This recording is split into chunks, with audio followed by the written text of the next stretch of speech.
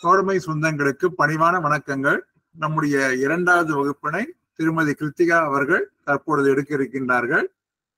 PO guide part 1 ஏற்கனவே நடத்திய அந்த பாடங்களுடைய தொடர்ச்சி தான் இது. அனைவரும் கவனமாக உள்வாங்கிக் கொள்ளும்படி கேட்டுக்கொள்கிறேன். மேடம், நீங்க ஸ்டார்ட் பண்ணுங்க மேடம், நான் மியூட் பண்ணிக்கிறேன். அனைவருக்கும் இனிய மாலை வணக்கம். சோ இன்னைக்கு நம்ம பிஓ கைட் பார்ட் 1 5வது கிளாஸ், அதாவது 5th கிளாஸ்ல நம்ம இன்னைக்கு வந்திருக்கோம். சோ போன கிளாஸ் வரைக்கும் அட்டென்ட் பண்ணவங்களுக்கு எல்லாருக்குமே தெரியும், நம்ம இன்லேண்ட் போஸ்ட்ல ரெஜிஸ்டர்ட் நியூஸ் பேப்பர் வரைக்கும் போன கிளாஸ்ல நம்ம கம்ப்ளீட் பண்ணியிருந்தோம். அதன் தொடர்ச்சியாக இன்னைக்கு நம்மளோட 5வது வகுப்புல அதை தொடர்ந்து இதுக்கு அடுத்த இன்லேண்ட் போஸ்ட் கேட்டகரியான பிளைண்ட் லிட்ரேச்சர் அப்படின்றதுல இருந்து இந்த வகுப்புல நம்ம தொடங்கலாம். சோ பேர்லயே உங்களுக்கு இருக்கு இல்லையா, பிளைண்ட் லிட்ரேச்சர். சோ இது வந்து ஒரு பிளைண்ட் பர்சன்ஸ்க்காக பிரத்யேகமா நம்மளுடைய இன்லேண்ட் போஸ்ட்ல கிரியேட் பண்ணப்பட்ட ஒரு கேட்டகரி தான் இது வந்து பிளைண்ட் லிட்ரேச்சர். சோ இது வந்து என்னென்னலாம் இதுக்குள்ள அனுப்பலாம் அப்படின்னு பாத்தீங்கன்னா, இது வந்து பிளைண்டுக்கு இந்த பிரெயில் ஸ்கிரிப்ட் என்று சொல்லப்படக்கூடிய அவங்களுக்கு அவங்க படிச்சு அவங்களுடைய நாலேஜுக்காக இருக்கக்கூடிய அந்த பிரெயில், உங்களுக்கு டாட் டாட்ஸா இருக்கும், அந்த மாதிரி இருக்கக்கூடிய பிரெயில் ஸ்கிரிப்டை வந்து இதுல அனுப்பிக்கலாம். இதனுடைய ஸ்பெஷாலிட்டி, பிளைண்ட் லிட்ரேச்சர்ல இருக்கக்கூடிய இந்த போஸ்டல் அனுப்பக்கூடிய ஒரு ஸ்பெஷாலிட்டி என்னன்னா, நம்ம கிட்ட நம்ம பார்க்கக்கூடிய இந்த 10 இன்லேண்ட் மெயில்ஸ்லயுமே போஸ்டேஜ் அப்படின்னு ஏதாவது ஒண்ணு பார்ப்போம். ஒண்ணு வெயிட்டை பொறுத்தோ இல்லது அதனுடைய வேல்யூவை பொறுத்தோ நம்ம போஸ்டேஜ் விலைன்னு ஒண்ணு இருப்போம். ஆனா இந்த 10 வகையான நம்ம கிளாஸஸ்லயுமே போஸ்டேஜே இல்லாத ஒரு கிளாஸ் எது அப்படின்னு பாத்தீங்கன்னா இந்த பிளைண்ட் லிட்ரேச்சர் தான். சோ டாரிஃப் அப்படிங்கிறது அப்சல்யூட்லி ஃப்ரீ. இதற்கு போஸ்டேஜ் என்கிறது ஒன்று கிடையவே கிடையாது. இதுல நான் ஏற்கனவே சொன்ன மாதிரி பிரெயில் ஸ்கிரிப்ட் அனுப்பிச்சுக்கலாம் அப்படின்னு சொல்றாங்க. சோ அவங்களுடைய எஜுகேஷனுக்காக இருக்கக்கூடிய ஒரு பெரிய புக் மாதிரி இருக்கும், அதுல டாட் டாட்ஸா இருக்கும். அதை வந்து அவங்க தொட்டு உணர்ந்து படிக்கக்கூடிய ஒரு ஸ்கிரிப்டுக்கு பேர் தான் பிரெயில் ஸ்கிரிப்ட். அதை அனுப்பிச்சுக்கலாம். இன்னொன்னு பிளைண்டுக்கான சீரீஸ். சோ அவங்களோட செவித்திறன் மூலியமா அவங்களுடைய நாலேஜ் இம்ப்ரூவ் பண்ணிக்கிற மாதிரி இருக்கக்கூடிய அவர்களுக்கு என்று தயாரிக்கப்பட்ட பிரத்யேகமான சீரீஸ் நம்ம வந்து அனுப்பிக்கலான்றாங்க. முக்கியமா என்ன இதுல அப்படின்னு பாத்தீங்கன்னா, இந்த பிரெயில் ஸ்கிரிப்ட் சீரீஸ் அது போன்ற பொருட்கள் இல்லாம வேற எந்த விதமான ஒரு ரிட்டன் கம்யூனிகேஷனோ, எந்த ஒரு எழுத்துப்பூர்வமான ஒரு கம்யூனிகேஷனோ அல்லது பிரிண்டட் கம்யூனிகேஷனோ கூட இருக்கக்கூடாது. எதை தவிர அப்படின்னு பாத்தீங்கன்னா, கண்டென்ட்ஸ் ஒரு சில சீரீஸ்ல பாத்தீங்கன்னா இதனுடைய தொகுப்பு இதுதான் அப்படின்னு அதுக்கு நமக்கு இருக்கக்கூடிய அந்த கண்டென்ட்ஸ், அதனுடைய இன்ஸ்ட்ரக்ஷன்ஸ், அந்த புக்லெட்டை தவிர வேற எந்த விதமான ஒரு கம்யூனிகேஷனும் ஒரு தொடர்புக்கான எந்த ஒரு இதுவுமே அதுல இருக்கக்கூடாது அப்படின்றதுதான் இதனுடைய கண்டிஷன். இன்னொன்னு, இந்த பிளைண்ட் லிட்ரேச்சரை அதான் டாரிஃப் இல்லையே, போஸ்டேஜ் இல்லையே, அதுக்காக யாருக்கு வேணா அனுப்பிச்சுக்கலாமா அப்படின்னா அப்படி கிடையாது. இதற்கென்று ஒரு சில வழிமுறைகள் இருக்கு. இந்த பிளைண்ட் லிட்ரேச்சர் பாக்கெட்டை ஒரு பிளைண்ட் இன்னொரு பிளைண்டுக்கு அனுப்பிக்கலாம். அதே மாதிரி ஒரு பிளைண்ட் அந்த பிளைண்டுக்கான இருக்கக்கூடிய இன்ஸ்டிடியூஷன், அதற்கான நிறுவனம் இருக்கும் இல்லைங்களா, அவங்களுக்கு அனுப்பிக்கலாம். அதே மாதிரி இந்த இன்ஸ்டிடியூஷனும் இந்த பிளைண்டுக்கு அனுப்பிக்கலாம். அதே மாதிரி ஒரு பிளைண்ட் இன்ஸ்டிடியூஷன் இன்னொரு பிளைண்ட் இன்ஸ்டிடியூஷனோட இதெல்லாம் இந்த சிடிஸ், பிரெயில் ஸ்கிரிப்ட் இதையெல்லாம் பரிமாறிக்கொள்ளலாம். சோ இவங்க மட்டும் தான் அனுப்பணும். ஒரு காமன் பர்சன் ஒரு பிளைண்டுக்கும் அந்த மாதிரி அனுப்பக்கூடிய வாய்ப்புகள் என்பது கிடையாது. அண்ட் இதனுடைய மேக்சிமம் வெயிட் 7 கிலோ. டாரிஃப் என்கிறது அப்சல்யூட்லி ஃப்ரீ. இதுக்கு எந்த விதமான போஸ்டேஜ் கட்டணம் கிடையாது. இதுல கொஸ்டின் இப்படி கேட்கலாம், இந்த பிளைண்ட் லிட்ரேச்சர் பாக்கெட்டுக்கு டாரிஃப் என்ன அப்படின்னு கேட்டாங்கன்னா ஃப்ரீ, அப்சல்யூட்லி ஃப்ரீ. ஆனா இதுல ஒரு சின்ன ட்விஸ்ட். இதுல என்னன்னு நீங்க கவனிச்சீங்கன்னா, இதுல டாரிஃப் தான் இல்ல.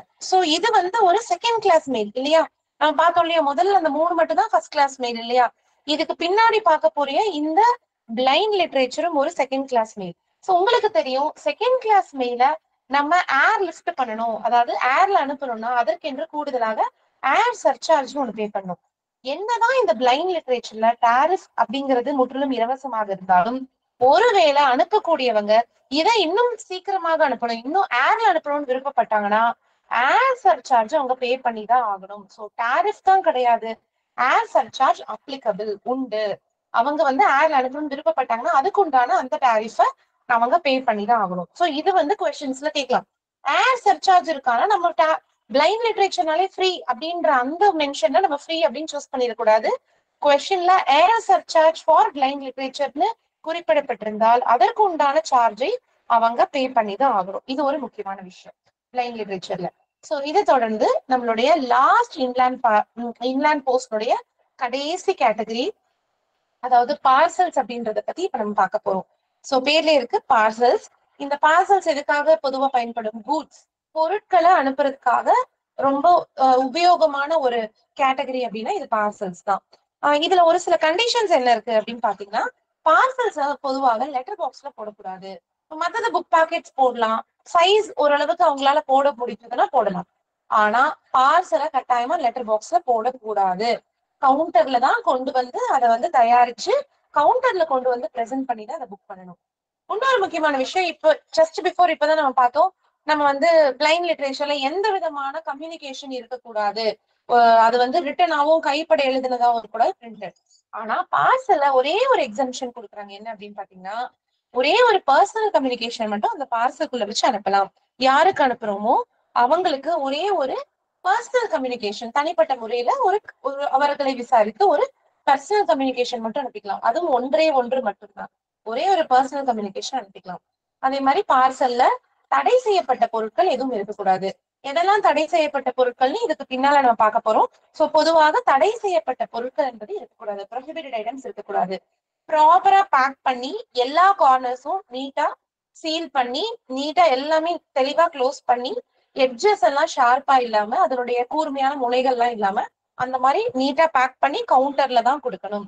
இன்னொரு முக்கியமான விஷயம், பார்சலை பொறுத்த வரைக்கும் ஆர்டினரி பார்சல், அதாவது அன்ரெஜிஸ்டர்ட் பார்சல் என்பது 4 கிலோ வரைக்கும் மட்டுமே.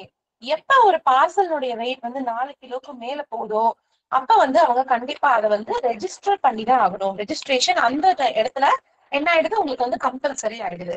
சோ இதுல முக்கியமா கொஸ்டின்ல நீங்க பார்க்க வேண்டியது என்னன்னா, இது லெட்டர் பாக்ஸ்ல போடவே கூடாது. லெட்டர் பாக்ஸ்ல போட்டா என்னன்றது பின்னாடி பார்க்கலாம். ஒரே ஒரு பர்சனல் கம்யூனிகேஷன் வச்சுக்கலாம்.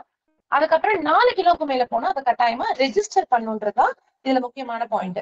சோ ஒருவேளை ஒரு பார்சல் அனுப்பும் பொழுதோ இல்ல வழியில டிரான்சிட்லயோ ஒரு சஸ்பிஷன் வருது, ஒரு சந்தேகம் எழுது, இதுல ஏதாவது வந்து நிறைய ரிட்டன் கம்யூனிகேஷனோ இல்ல ஏதாவது தடை செய்யப்பட்ட பொருட்களோ இருக்கு அப்படின்ற மாதிரி ஒரு சந்தேகம் எந்த இடத்துல எழுந்தாலும் அந்த பார்சல்ல என்ன மார்க் பண்ணிருவாங்கன்னா, ஃபார் ஓப்பன் டெலிவரி அப்படின்ற ஒரு வாசகத்தை மேல எழுதி அனுப்பிடுவாங்க.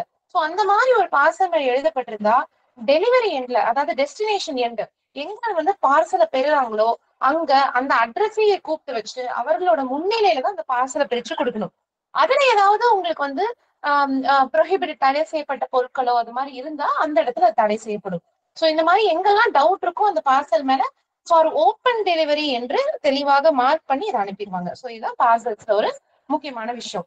அடுத்தது ரொம்ப முக்கியம், பார்சல் டாரிஃப். நிறைய கொஸ்டின் பேப்பர்ஸ்ல பாத்தீங்கன்னா பார்சலுடைய டாரிஃப் வெயிட்ட வச்சு உங்களுக்கு இருக்கும்.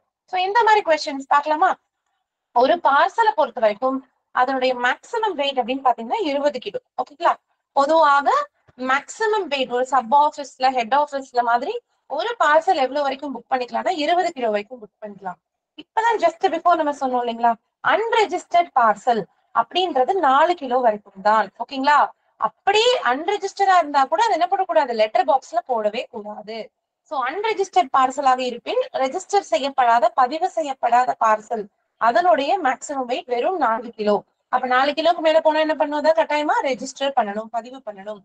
முக்கியமாக SOHOக்கு மட்டும்தான் 20 கிலோ. பிஓல உங்களுக்கு பார்சல் அப்படிங்கிறது 10 கிலோகிராம் வரைக்கும் புக் பண்ணிக்கலாம். 10 கிலோ அப்படியே பாதி. சோ பிஓல 10, SOHOல எல்லாம் 20, அவ்வளவுதான், அப்படியே இதுல பாதி.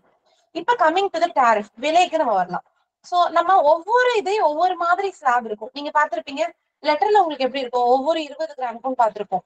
புக் போஸ்ட்ல எல்லாம் எப்படி பார்த்திருப்போம், முதல் 50 கிராமுக்கு 4, அடுத்தடுத்து 50 கிராம ஸ்லாப் பார்த்திருப்போம். பிரிண்டட் புக்ஸ்ல உங்களுக்கு எப்படி ஸ்லாப் இருந்திருக்கும், 100 கிராமுக்கு ₹1 இப்படி பார்த்திருப்போம் இல்லைங்களா? சோ பார்சலை பொறுத்த வரைக்கும் உங்களுக்கு ஒரு ½ கிலோ, அதாவது ஒவ்வொரு அரை கிலோ 500 கிராமுக்கு ஒரு டாரிஃப் ஃபிக்ஸ் பண்றாங்க. சோ இதுல என்ன பண்றாங்க அப்படின்னா, முதல் 500 கிராமுக்கு ₹19, அப்புறம் ஒவ்வொரு கூடுதலான 500 அல்லது அதற்கும் குறைவாக ஒரு போர்ஷன் இருக்குமே ஆனால் அதற்கு ₹16. சோ 19, 16. சோ இதுதான் டாரிஃப். சோ பார்சல்னாலே உங்களுக்கு 500 கிராமா போயிடணும் ஸ்லாபு. முதல் 500க்கு 19, அடுத்தடுத்து 500க்கு 16, அவ்வளவுதான். சோ இந்த பார்சலுக்கு மட்டும் 5 கிலோக்கு மேல 20 கிலோ வரைக்கும் புக் பண்ணா BO 10ன்னு சொல்லிடும். 5 கிலோக்கு மேல ஒரு பார்சல் புக் பண்ற பட்சத்துல அதற்கு ஹோம் டெலிவரி சார்ஜாக இன்னும் கூடுதலாக ஒரு ₹5 அப்படிங்கிறது நமக்கு வசூல் செய்யப்படும். இதெல்லாம் இப்ப நமக்கு ஆட்டோமேட்டிக்கா இதெல்லாம் சிஸ்டமே கால்குலேட் பண்ணி கொடுத்துரும். ரொம்ப ரொம்ப முக்கியம் பார்சலை பொறுத்த வரைக்கும் என்னன்னா, ரீடைரக்ஷன் ஃபீ. இது முன்னாடி நம்ம பிஓ கைட்ல பார்த்தாச்சு, ரீடைரக்ஷன் ஃபீ உண்டு. மத்த எல்லா விதமான கிளாஸ்மே நம்ம பார்த்துருக்கோம், ரீடைரக்ஷன் ஃபீ அப்படிங்கிறது கிடையாது. பட் இதுல ரீடைரக்ஷன் ஃபீ என்னன்னு பாத்தீங்கன்னா 50% ஆர்டினரி போஸ்டேஜ், அதாவது போஸ்டேஜ் எவ்வளவோ அதுல பாதி கட்டணம் செலுத்திதான் அதை ரீடைரக்ஷன் பண்ண முடியும். அதுக்கும் ரிட்டன் ரெக்வஸ்ட் வேணும், இதுக்கு வேணும். இதுல ஒரு சில விளக்கெல்லாம் நம்ம பார்த்திருக்கோம், உங்களுக்கு ஞாபகம் இருக்கும். நம்ம சேம் டெலிவரி அந்த சேம் டெலிவரி ஏரியாக்குள்ளேயே ரீடைரக்ஷனோ ரிட்டர்ன் பண்ணாலும் இந்த இந்த இந்த விலை என்பது கிடையாது. அதே மாதிரி ஆர்மில இந்த ட்ரூப்ஸ்க்கு இடையில ரீடைரக்ஷன் பண்ணாலும் இந்த ரீடைரக்ஷன் ஃபீ என்பது கிடையாது அப்படின்னு கொஞ்சம் முன்னாடி நம்ம பார்த்திருக்கோம். சோ பார்சலுக்கு மட்டும் பிரத்யேகமாக ரீடைரக்ஷன் ஃபீ இருக்கு. அது எவ்வளவுனா போஸ்டேஜ்ல பாதி விலை ரீடைரக்ஷன் ஃபீயாக கன்சிடர் பண்ணப்படும். சோ மறுபடியும் ஒரு தடவை நம்ம இதை ஞாபகம் வச்சுக்கலாம். மேக்சிமம் 20 கிலோ, பிஓவா இருந்தா 10 கிலோ, அன்ரெஜிஸ்டர்ட் பார்சலுக்கு வெறும் 4 கிலோ மட்டும் தான் பண்ண முடியும். 4 கிலோக்கு மேல போனா கம்பல்சரிலி அதை ரெஜிஸ்டர் பண்ணணும். டாரிஃப் முதல் அரை கிலோ 19, அடுத்தடுத்த அரை கிலோ 16, 5 கிலோக்கு மேல போனா 5 ரூபாய் ஹோம் டெலிவரி சார்ஜ்.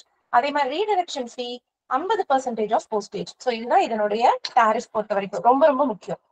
சோ இப்போ இதுல நம்ம எல்லாத்துலயுமே நம்ம சைஸ் பார்த்துருப்போம் இல்லையா, எவ்வளவு இருக்கணும், அது சிலிண்டர் ஃபார்ம்ல ரோல் ஃபார்ம்ல இருந்தா எப்படி, other than roll form. So பார்சலை பொறுத்த வரைக்கும் உங்களுக்கு பெரும்பாக உங்களுக்கு ஒரு பாக்ஸ் டைப்ல தான் இருக்கும் இல்லைங்களா. சோ பார்சலுக்கு என்ன சொல்றாங்க அப்படின்னு பாத்தீங்கன்னா, லென்த் அப்படிங்கிறது மினிமமா லெட்டருக்கு நம்ம பார்த்திருப்போம் இல்லைங்களா, மினிமம் லெட்டர் மாதிரி தான். மேக்சிமம் லென்த் நீளம் அப்படிங்கிறது 100 கிலோ வரைக்கும் 100 சென்டிமீட்டர் வரைக்கும் இருக்கலாம் அப்படின்னு சொல்றாங்க. சோ லென்த் வந்து மேக்சிமம், நீளம் வந்து 100 சென்டிமீட்டர் வரைக்கும் இருக்கலாம்.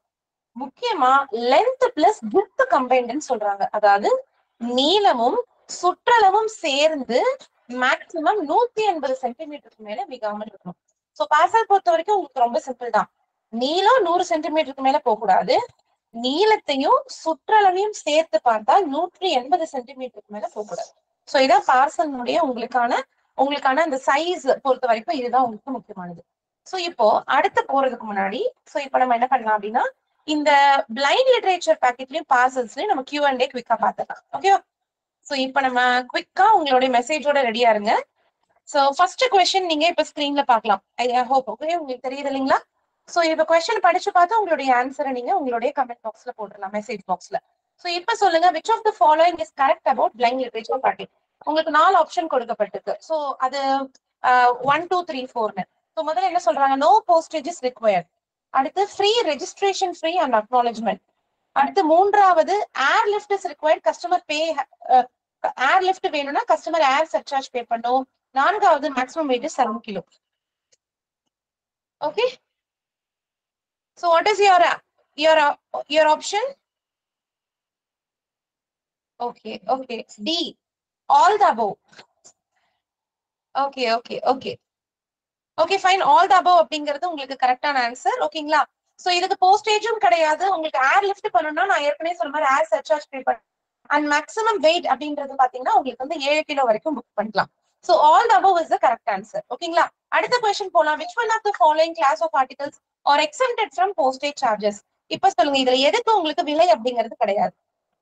சோ அடுத்த क्वेश्चन பாத்திரலாம். இதுல எந்த கிளாஸ் ஆஃப் ஆர்டிகல்ஸ்க்கு போஸ்டேஜ் என்பது கிடையாது?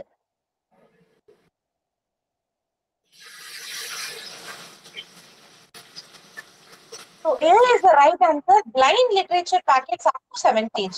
So 7 கிலோ வரைக்கும் blind literature packets உங்களுக்கு என்ன கிடையாது, விலை என்பது கிடையாது. அடுத்து இப்ப பார்சல் வரலாம். Parcel can be book with SO. எஸ்ஓல ஒரு பார்சல் எவ்வளவு வரைக்கும் புக் பண்ணிக்கலாம்? நெக்ஸ்ட் क्वेश्चनக்கான ஆன்சர் போடலாம். பார்சல் எஸ்ஓல எவ்வளவு வரைக்கும் புக் பண்ணிக்கலாம் போடுறீங்க. ஓகே, டி இல்ல, அப்ப டி ஆன்சர் போடுறீங்க. C is the right answer. ஓகேங்களா. எஸ் 20 கிலோ, பிஓ தான் உங்களுக்கு 10 கிலோ. क्वेश्चन ஒரு தடவை பொறுமையா படிச்சு பார்த்து உங்களுடைய ஆன்சர் போடலாம். அடுத்த क्वेश्चन சொன்னது, the weight of a unregistered parcel should not exceed. ஒரு unregistered parcel எவ்வளவுக்கு மேல போக கூடாது? Option D is the right answer. ஓகேங்களா. ஓகே, ஆப்ஷன் டி என்பது மிகச் சரியான பதில். உங்களுக்கு ஆப்ஷன் டி தான் 4 கிலோ என்பது தான் சரியான ஆன்சர். அடுத்து இப்ப சொல்லுங்க, the weight of registered parcel to be booked at a BO should not exceed. BO book பண்ணக்கூடிய ரெஜிஸ்டர்ட் பார்சல்னுடைய மேக்ஸிமம் வெயிட் என்ன? Yes, C is the right answer. ஓகேங்களா. உங்களுக்கு வந்து ஆப்ஷன் சி என்பது மிகச் சரியான பதில். ஓகேங்களா. சோ இதான் ரைட் ஆன்சர். அடுத்தது, redirection charge on which of the following article? இதுல எந்த ரீடைரக்ஷன் அப்படிங்கறது சார்ஜ் பண்ணலாம்? ரெஜிஸ்டர்ட் லெட்டர்ஸ்க்கா, ஸ்பீட் போஸ்ட்க்கா, பார்சல்ஸ்க்கா, பெனல்டிக்கா? எஸ், பார்சலுக்கு உங்களுக்கு என்ன இருக்கு, உங்களுக்கு redirection fee is there. Okay, இதுக்கு ரீடைரக்ஷன் ஃபீ இருக்கு. ஓகே, கொஸ்டின் பாத்தீங்கன்னா what is the fee for redirection of inland parcel? Inland parcel redirect பண்றதுக்கு என்ன சார்ஜ்?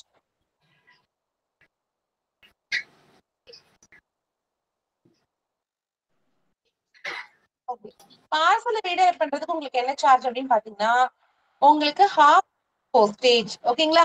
உங்களுக்கு half the prepaid rate, அதாவது அப்படிங்கிறது கரெக்டான. ஓகே, இவ்வளவுதான். இது எல்லாமே நமக்கு இதுக்கு முன்னாடி நமக்கு நிறைய கொஸ்டின் பேப்பர்ஸ்ல கேட்ட கொஸ்டின் தான் பிக் பண்ணி இங்க கொடுத்திருக்கோம். இதெல்லாம் உங்களுக்கு தெரியுது அப்படின்னாலே உங்களுக்கு வந்து தாராளமா இதை பத்தி ஓரளவுக்கு உங்களுக்கு கிளியர் பிக்சர் இருக்கு அப்படிங்கிறது தான் இருக்கும். இப்ப நம்ம என்ன பண்ணலாம் அப்படின்னா இப்போ 10 கிளாஸ் ஆஃப் மெயில்ஸ் பத்தி நம்ம பார்த்து முடிச்சாச்சு. ஓகேங்களா? S, right answer. சோ இப்போ நீங்க மியூட் பண்ணிக்கலாம். நம்ம ஃபர்தரா நெக்ஸ்ட் ஆப்ஷனுக்கு நம்ம போலாம்.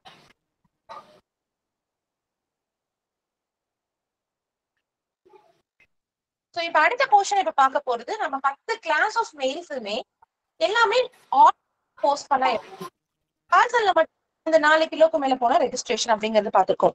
இப்ப நம்ம பார்க்க போறது என்னன்னு பாத்தீங்கன்னா இதுக்கான ஒரு சில ஃபெசிலிட்டி இன்லேண்ட் போஸ்ட்ல என்னென்னலாம் இருக்கு அப்படின்றத இப்ப நம்ம இந்த ஸ்கிரீன்ல பார்க்க போறோம். சோ இதுல முதல் நமக்கான ஃபெசிலிட்டி இந்த இன்லேண்ட் மெயில்ஸ்ல பார்க்க போறது என்னன்னு பாத்தீங்கன்னா ரெஜிஸ்ட்ரேஷன், பதிவு பண்றது, பதிவு தபால். அதாவது ரெஜிஸ்ட்ரேஷன் அப்படிங்கிறது என்ன, எதெல்லாம் ரெஜிஸ்டர் பண்ணலாம் அப்படின்றத இந்த ஸ்கிரீன்ல பார்க்க போறோம். சோ ரெஜிஸ்ட்ரேஷன் அப்படிங்கிறது பாத்தீங்கன்னா உங்களுக்கு ஒரு செக்யூர் மோட். சோ மத்த இது வரைக்கும் பார்த்தா ஆர்டினரியா அனுப்புறது எல்லாமே உங்களுக்கு வந்து லாஸ் ஆயிடுச்சு அப்படின்னா அதுக்கான ப்ரூஃப் உங்களுக்கு பெருசா எதுவும் இருக்காது. சோ அந்த காம்பன்சேஷன் அந்த மாதிரி எல்லாம் உங்களால எதுவுமே கிளைம் பண்ணிக்க முடியாது. சோ ஒரு முறையாக சேஃபா நமக்கு ஒரு தபால் போகணும் அப்படின்னா அதுக்கு ரெஜிஸ்ட்ரேஷன் அப்படிங்கிறது ஒன்லி சொல்யூஷன், உங்களுக்கு ஒரு பெஸ்ட் சொல்யூஷனா இருக்கும். சோ எதெல்லாம் ரெஜிஸ்டர் பண்ணிக்கலாம் அப்படின்னா எல்லாமே ரெஜிஸ்டர் பண்ணிக்கலாம் except the post card.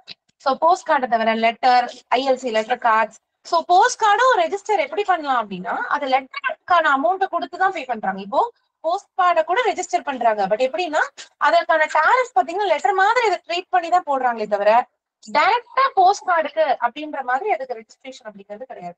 So generally accept post card all can be register. எல்லா விதமான அந்த 9ஐயுமே நம்ம தாராளமா ரெஜிஸ்டர் பண்ணலாம் அதனுடைய ரேட்லயே. ஓகேங்களா? அதான் முக்கியமான விஷயம்.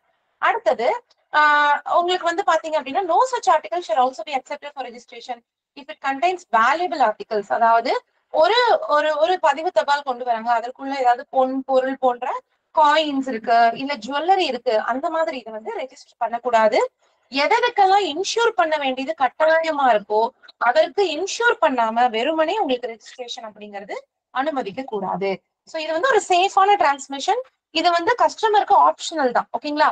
சோ அவர் வேணும்னா பதிவு தபால் பண்ணிக்கலாம், வேண்டாட்டி உங்களுக்கு வந்து சாதாரணமாகவே இதை அனுப்பிக்கலாம்.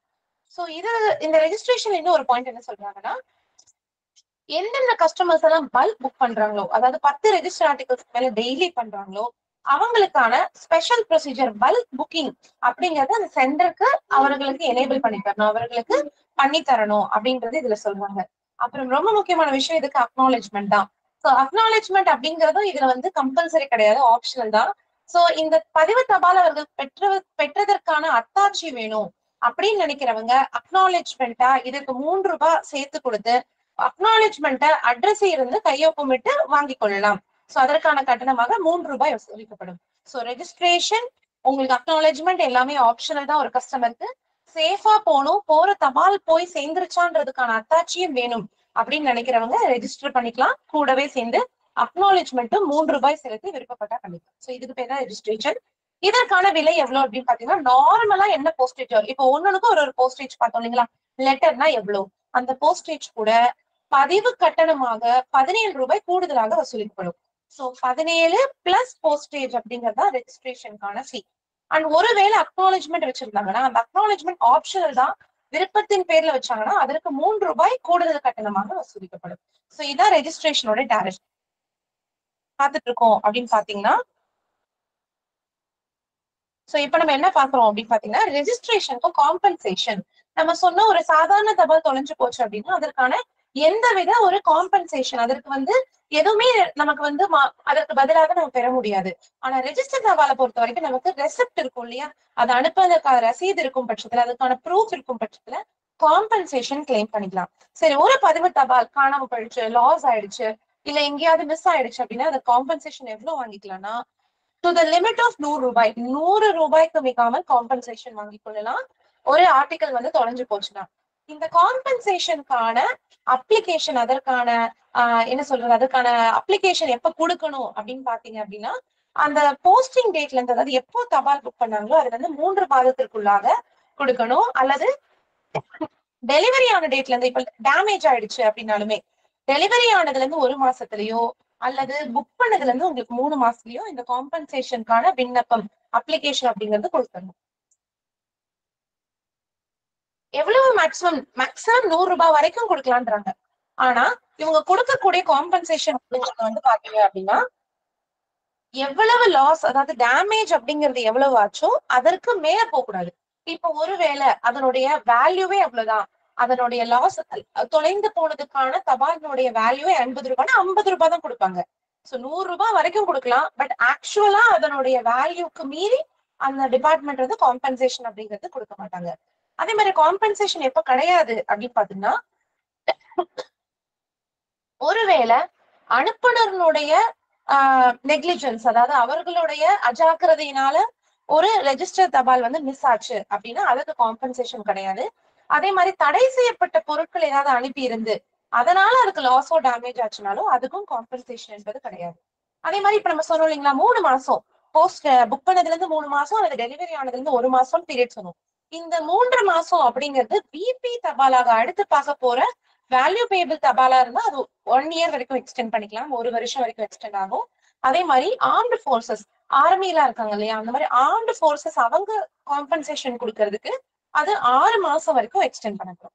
சோ பொதுவா 3 மாசம் தான். பிபி ஆர்டிகல் இருந்தா 1 வருஷம் வரைக்கும் பண்ணலாம், உங்களுக்கு 12 மாசம்.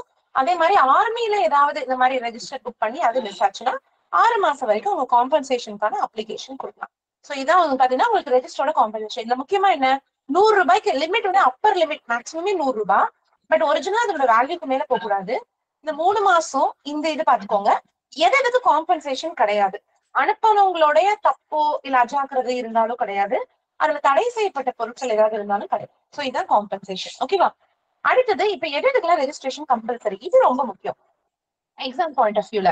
சோ இது எப்படி கேட்பாங்கன்னா, இந்த ஆப்ஷனை மாத்தி மாத்தி போட்டு உங்களுக்கு இதெல்லாம் கம்பல்சரியா அப்படின்ற மாதிரி ஒரு 4 ஆப்ஷன் மிக்ஸ் அண்ட் மேட்ச் பண்ணி கொடுப்பாங்க. சோ அப்ப உங்களுக்கு எது கரெக்ட் அப்படின்னு உங்களுக்கு பிக் பண்றதுக்கு தெரியும். சோ எப்பெல்லாம் ரெஜிஸ்ட்ரேஷன் கம்பல்சரி பார்க்கலாமா? எப்போ ஒரு பார்சல், நம்ம சொன்னோம் இல்லையா, அன்ரெஜிஸ்டர்ட் பார்சலுடைய மேக்ஸிமம் வெயிட் 4 கிலோ.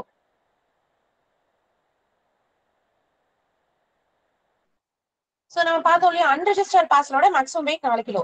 அப்ப 4 கிலோக்கு மேல பார்சல் போற எல்லாத்துக்குமே ரெஜிஸ்ட்ரேஷன் கம்பல்சரி, இது உங்களுக்கு தெரிஞ்சுதான். அதே மாதிரி இன்சூர்ட் ஆர்டிகலா இருந்தா ரெஜிஸ்ட்ரேஷன் கம்பல்சரி. ஏதாவது ஒரு ஆர்டிகலை இன்சூர் பண்றாங்கன்னா அதுக்கு ரெஜிஸ்ட்ரேஷன் கம்பல்சரி. அடுத்தது ஏதாவது ஒரு பார்சலுக்கு கஸ்டம்ஸ் டிக்ளரேஷன் ஏதாவது வேணும், உங்க சுங்கத்துறையினுடைய கிளியரன்ஸ் ஏதாவது வேணும்னா அதுக்கும் ரெஜிஸ்ட்ரேஷன் கம்பல்சரி.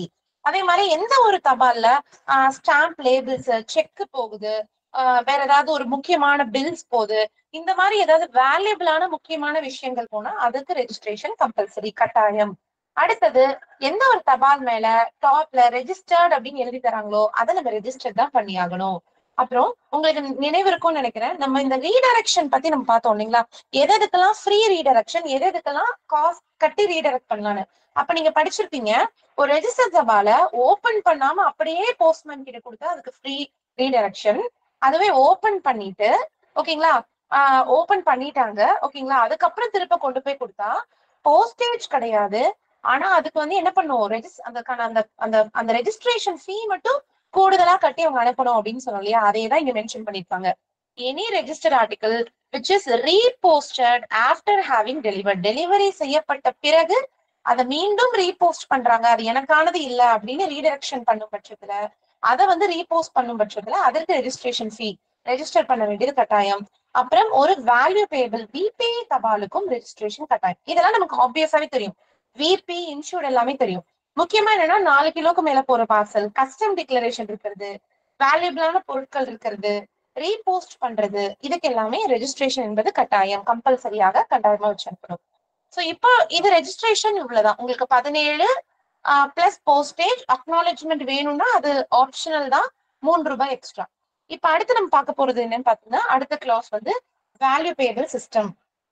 சோ இது உங்க எல்லாருக்கும் பரிச்சயமான ஒரு கிளாஸ் தான். இது என்ன அப்படின்னு பாத்தீங்கன்னா, சோ ஒரு கஸ்டமர் கிட்ட நம்ம கொண்டு போய் ஒரு பொருளை கொடுத்து அதற்குண்டான கட்டணத்தை பெற்று அதை மீண்டும் சென்டருக்கு மணி ஆர்டர் மூலியமாக அனுப்பும் ஒரு வசதி தான் நம்ம டிபார்ட்மெண்ட்ல வேல்யூ பேபிள்.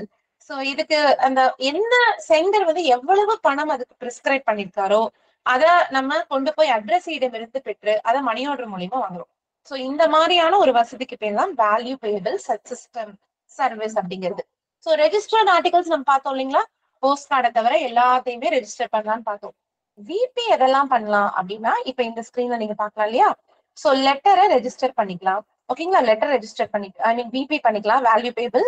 அடுத்தது புக் போஸ்ட் இருக்கு இல்லைங்களா, புக் பேக்கெட்ஸ் நம்ம விபி பண்ணிக்கலாம், நியூஸ் பேப்பர் பண்ணிக்கலாம், அதுக்கப்புறம் பார்சல்ஸ் பண்ணிக்கலாம். சோ இந்த 4 தான் பண்ண முடியும். So letter, book packet, news paper, parcels இது எல்லாமே உங்களுக்கு வந்து விபி பண்ணிக்கலாம். ஆனா ஒரே ஒரு கண்டிஷன் என்ன சொல்றாங்கன்னா, இதுல வந்து கூப்பன்ஸ், டிக்கெட்ஸ் எல்லாம் ஒரு சிலதெல்லாம் உங்களுக்கு டிக்கெட்ஸ் மாதிரி இருக்கும். இந்த ஸ்னோபால் சிஸ்டம்னு சொல்லுவாங்க மார்க்கெட்டிங்ல. ஒரு கூப்பன் அனுப்பிச்சு அதுல இருந்து அவங்க கிட்ட இருந்து ஏதாவது ஒரு ஒரு ஒரு ஒரு அவங்க கிட்ட இருந்து ஏதாவது ஒரு ஆதாயம் தேடுற மாதிரி அந்த மாதிரியான ஒரு கூப்பன்ஸோ டிக்கெட்ஸோ சர்டிபிகேட்ஸோ இந்த மாதிரி மட்டும் இருக்கக்கூடாது. மற்றபடி ஒரு சாதாரண பொருள் இது மாதிரி எது வேணா அனுப்பிக்கலாம். So letter, book post, news paper, parcels இந்த 4ஐயும் விபி பண்ணிக்கலாம் அப்படின்னு சொல்றேன். ஸோ அடுத்தது இந்த விபியினுடைய மேக்சிமம் வேல்யூ எவ்வளவு ரூபாய் வரைக்கும் இதை வேல்யூ பேபிள் ஒரு கஸ்டமர் பண்ணிக்கலாம்னு பாத்தீங்கன்னா 5000 5000 ரூபாய் தான் மேக்சிமம் விபி வேல்யூ. அதே மாதிரி ரொம்ப முக்கியம், நம்ம ஒரு விபியினுடைய மதிப்பு 1500 ரூபாய்க்கு மேல போகும் பட்சத்துல அதற்கு இன்சூரன்ஸ் அப்படிங்கிறது compulsory. So very very important. Maximum 5000, 1500 ரூபாய்க்கு மேல போனாலே என்னது இன்சூரன்ஸ் கம்பல்சரி. எவ்வளவு பண்ணும், இப்ப 1500 ரூபாய்க்கு ஒரு விபி புக் பண்றாங்கன்னா அதே 1500 ரூபாய்க்கு அதை இன்சூர் பண்ணணும். ஸோ இன்சூர் பண்ண வேண்டியது என்பது கட்டாயமாக சொல்லியிருக்கு. ஸோ இந்த வேல்யூ பேபிள் அனுப்புறவங்க என்ன பண்ணுவாங்கன்னா அதை நீட்டா பேக் பண்ணிட்டு மேல வந்து வேல்யூ பேபிள் ஃபார் எவ்வளவு அமௌண்ட் அப்படிங்கறத டாப்ல எண்ணாலும் எழுத்தாலும் எழுதி இதை வந்து நீட்டா பேக் பண்ணி புக் பண்ணும் அப்படின்றதா இருக்கும். கூடவே ஒரு மணி ஆர்டர் உங்களுக்கு இருக்கும். ஸோ உங்களுக்கு அது டெலிவர் ஆனதுக்கு அப்புறமா மணி ஆர்டர் மூலியமாக அது திரும்ப அந்த சென்டருக்கு அந்த பணம் அப்படிங்கிறது வந்து சேரும். ஸோ இந்த முறைக்கு பேர் தான் வேல்யூ பேபிள் சிஸ்டம். அதுக்கப்புறம் சென்டர் வந்து பொதுவாக எங்க இருக்காரோ எந்த டெலிவரி ஏரியால இருக்காரோ அந்த போஸ்ட் ஆபீஸ்ல அதை போய் புக் பண்ணணும். ஏன்னா திரும்ப அந்த மணி ஆர்டர் வந்து சேருவதற்கு ஏதுவாக. சோ விபி பொறுத்த வரைக்கும் எங்க அவங்க இருப்பிடம் எங்கேயோ அந்த டவுன் டெலிவரி ஆபீஸ் இருக்கும், அந்த ஏரியால இருக்கக்கூடிய டெலிவரி அந்த சப் ஆபீஸ்ல தான் இதை வந்து புக் பண்ணணும். இதான் விபி. அதுக்கப்புறம் ரொம்ப முக்கியம், இப்ப இது வந்து புக்கிங் எண்ட்ல பாத்துட்டோம். இப்ப கமிங் டு விபி டெலிவரியோட ஆஸ்பெக்ட்ல இப்ப நம்ம பாக்கலாம். ஓகேங்களா, சோ இந்த டெலிவரி பொறுத்த வரைக்கும் உங்களுக்கு தெரியும், நம்ம ஏற்கனவே பார்த்துட்டோம். இன்டிமேஷன் கொடுத்ததுல இருந்து 7 நாள் 7 நாளைக்குள்ள அவங்க யாருமே வந்து கேட்கலன்னா அது அன்கிளைம்டா சென்டருக்கு திரும்ப வந்துடும். சோ இப்போ ஒரு கஸ்டமர் யாராவது வெளியூர்ல இருக்காங்க அப்படின்ற பட்சத்துல உங்களுக்கு ஒரு ரிட்டன் ரெக்வஸ்டோ கொடுக்குறாங்க. சோ என்ன சொல்றாங்க அப்படின்னா, இது இன்னும் வச்சிருங்க, நான் வந்து அந்த விபி தபால நான் கலெக்ட் பண்ணிக்கிறேன் அப்படின்னு சொல்ற பட்சத்துல இன்னும் ஒரு 7 நாள் இதை வச்சிருக்கலாம்னு சொல்றாங்க. சோ பொதுவாகவே உங்களுக்கு தெரியும், நம்ம டிபார்ட்மெண்ட்ல இன்டிமேஷன் கொடுத்ததுல இருந்து 7 நாள் வந்தாலே அன்கிளைம்ட் என்று ரிமார்க் எழுதி சென்டருக்கு அது திரும்ப அனுப்பிடுவோம். ஆனா விபிக்கு மட்டும் கஸ்டமர் கொடுக்கக்கூடிய ரெக்வஸ்டின் அந்த பெயர்ல நம்ம இன்னும் 7 நாள் இதை வச்சிருக்கலாம். ஆனா சும்மா வச்சிருப்போமா? கிடையாது. அதற்கு ஒரு ஃபீஸ் வாங்குறோம். அந்த ஃபீஸ்க்கு பேர் தான் டெமரேஜ் ஃபீஸ். இப்ப நீங்க ஸ்கிரீன்ல பாக்குறீங்க இல்லையா,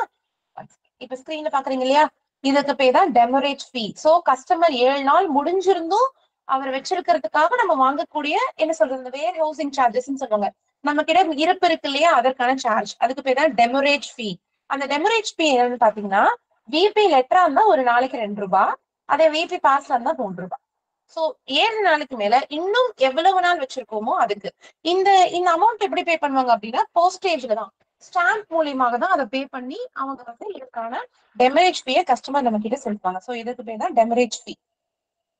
அண்ட் நம்ம ஏற்கனவே சொன்ன மாதிரி விபி ஆர்டிகல் ஏதாவது கம்ப்ளைண்ட்ஸ், லாஸ், டேமேஜ் ஏதாவது கம்ப்ளைண்ட்ஸ் இருக்கும் பட்சத்துல அதுக்கான டிவிஷனல் ஹெட் தான் அதுக்கான அத்தாரிட்டி அந்த கம்ப்ளைண்ட்ஸ் எல்லாம் சால்வ் பண்றது. நமக்கு டேட் ஆஃப் இஷ்யூ புக் பண்ணதுல இருந்து 6 மாசத்துக்குள்ள இந்த மாதிரி விபி கம்ப்ளைண்ட்ஸ் வந்து சம்பந்தப்பட்ட அந்த டிவிஷன் ஹெட் கிட்ட இவங்க வந்து கொடுத்துருவோம். அதுக்கு பேர் தான் கம்ப்ளைண்ட்ஸ்க்கான உங்களுக்கான கால அவகாசம் இவ்வளவுதான். அடுத்தது விபிக்கான டாரிஃப் இப்ப நம்ம பார்க்கலாம். நம்ம ஏற்கனவே பார்த்தோம் எதுக்கெல்லாம் ரெஜிஸ்ட்ரேஷன் கம்பல்சரியில பார்த்தோமா, VP compulsory, insurance compulsory. So விபிக்கான டாரிஃப் விலை அப்படின்றது பார்க்கும்போது போஸ்டேஜ் ஆஸ் யூஷுவல், லெட்டரா இருந்தா லெட்டருக்கான போஸ்டேஜ், புக் போஸ்ட்னா புக் பேக்கெட்கான போஸ்டேஜ், பார்சல்னா பார்சலுக்கான போஸ்டேஜ். சோ அதற்கான விலை முதல்ல போட்டுறணும். அதுக்கப்புறம் கட்டாயமா இதுக்கு ரெஜிஸ்ட்ரேஷன் ஃபீ கம்பல்சரி, அதுக்கு ஒரு 17 ரூபாய். விபி ஃபீ அப்படிங்கிறது பாத்தீங்கன்னா இதுதான் உங்களுக்கு ரொம்ப ரொம்ப குறைவு. அதாவது 20 ரூபாய் வரைக்கும் 2 ரூபாய், 21ல இருந்து 50 ரூபாய் வரைக்கும் 3 ரூபாய், 50 ரூபாய்க்கு மேல 5000 ரூபாய் வரைக்குமே 5 ரூபாய் தான். சோ விபி ஃபீ அப்படின்னா இது வந்து உங்களுக்கு பாத்தீங்கன்னா வெறும் 2, 3, 5 20 ரூபாய் வரைக்கும்னா 2, 21 to 50னா 3, 50 ரூபாய்க்கு மேலனா 5. ஓகேங்களா? அதே மாதிரி நம்ம 1500 ரூபாய்க்கு மேல போனாலே இன்சூர் பண்ணணும்னு சொன்னோம் இல்லைங்களா? அந்த இன்சூரன்ஸ்க்கான கட்டணம் என்னன்னு பாத்தீங்கன்னா முதல் 200 ரூபாய்க்கு 10 ரூபாயும், அடுத்தடுத்த 100 ரூபாய் அல்லது அதற்கும் குறைவாக பகுதியாக இருந்தாலும் 6. சோ இதுல ரெஜிஸ்ட்ரேஷன் உங்களுக்கு தெரியும் 2, 3, 5.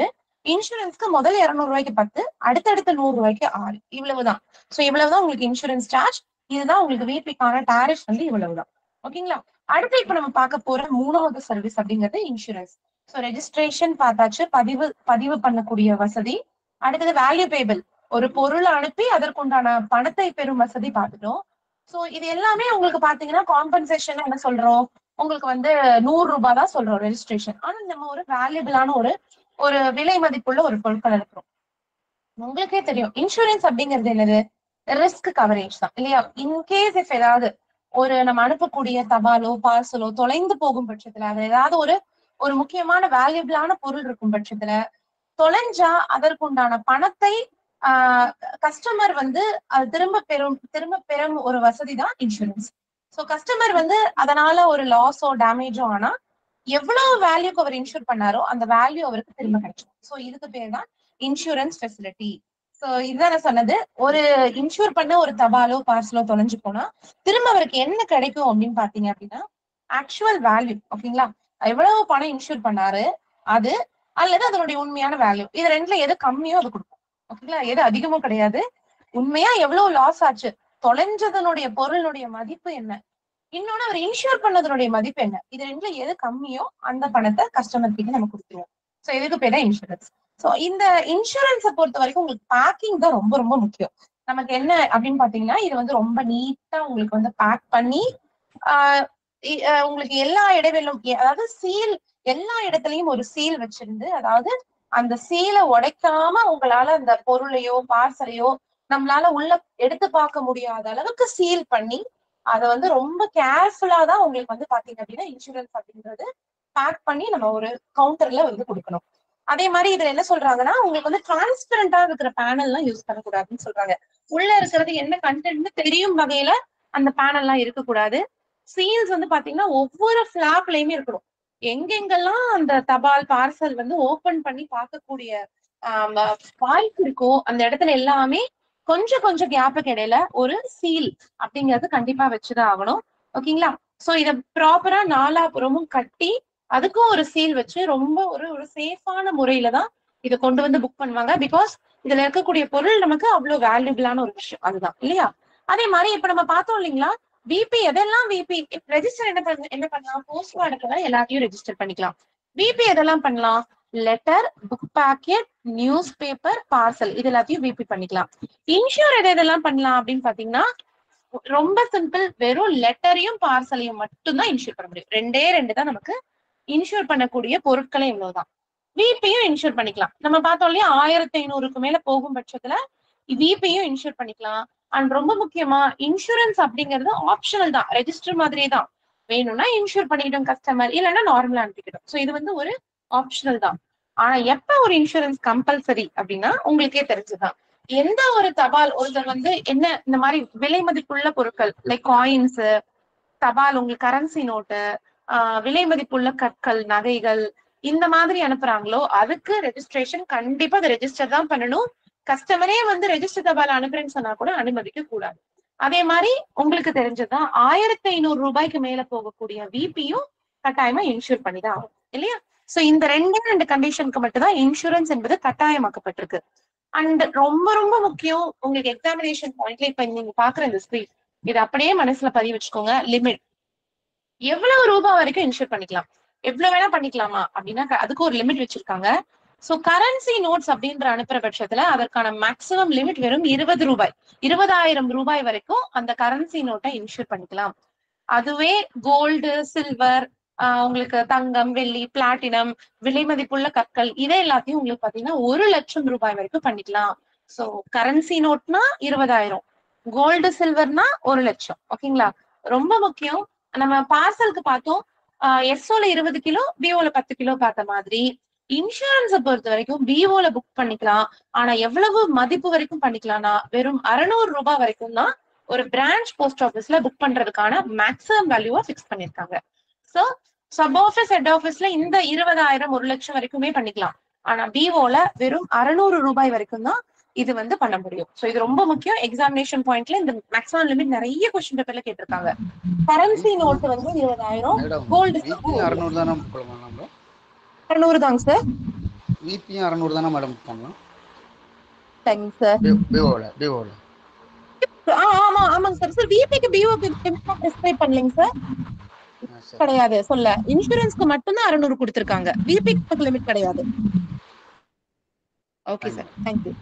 சோ இதே மாதிரி டாரிஃப் இப்பதான் நம்ம பாத்துறோம் ஆல்ரெடி. ஓகேங்களா? போஸ்டேஜ், அது கூட ரெஜிஸ்ட்ரேஷன் ஃபீ, இன்சூரன்ஸ் பார்த்தோம். முதல் 200 10, அடுத்தடுத்த 100 6. ஓகேங்களா?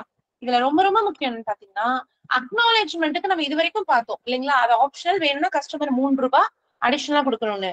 இன்சூர் பண்ற தபாலுக்கு மட்டும் acknowledgement is compulsory and also free. இது நிறைய கொஸ்டின் பேப்பர்ல கேட்டிருக்காங்க. எப்படி கேட்பாங்கன்னா இன்சூர் பண்ற தபாலுக்கு அக்னாலேஜ்மெண்ட்டுக்கு என்ன விலைன்னு கேட்பாங்க. நம்ம அக்னாலேஜ்மெண்ட் பார்த்தோன்னே 3 ரூபாய் சூஸ் பண்ணிடக்கூடாது. அது ஒரு இன்சூர்டு ஆர்டிகல். அதனால அக்னாலேஜ்மெண்ட் அதுக்கு ஃப்ரீ. எந்த அந்த 3 ரூபாய் கட்டணம் கிடையாது. ஆனா கம்பல்சரி கண்டிப்பா அக்னாலேஜ்மெண்ட் வச்சுதான் அனுப்பணும். சோ இது ரொம்ப ரொம்ப முக்கியம் இன்சூரன்ஸ் பொறுத்த வரைக்கும். ஓகேங்களா? சோ இப்போ இந்த 3 வகையா பார்த்திருக்கோம் இல்லைங்களா? நம்ம இந்த 3 கைண்ட் ஆஃப் ரெஜிஸ்ட்ரேஷன், விபி இது. இப்ப கொஸ்டின் அண்ட் ஆன்சர் நம்ம இதுக்கு போலாம். ஓகேங்களா? சோ இப்போ இது வந்து ரெஜிஸ்ட்ரேஷன் பத்தி இல்ல, இது ஒரு காமன் கொஸ்டின். இந்த கொஸ்டினை படிச்சு பார்த்து உங்களோட மெசேஜ் பாக்ஸ்ல உங்களோட ரிப்ளை நீங்க போடலாம். So consider the following statements and which one of the following is correct. So 3 option கொடுத்திருக்கோம். இதை படிச்சு பார்த்து சொல்லுங்க. Book packet containing printed book should not contain publication published at regular intervals. அடுத்தது book packet containing periodicals, the contents of periodicals should be registered with RNI. அடுத்தது no sample and pattern packet should be more than 2 kilograms in weight. Okay, so இத படிச்சு பார்த்து சொல்லுங்க.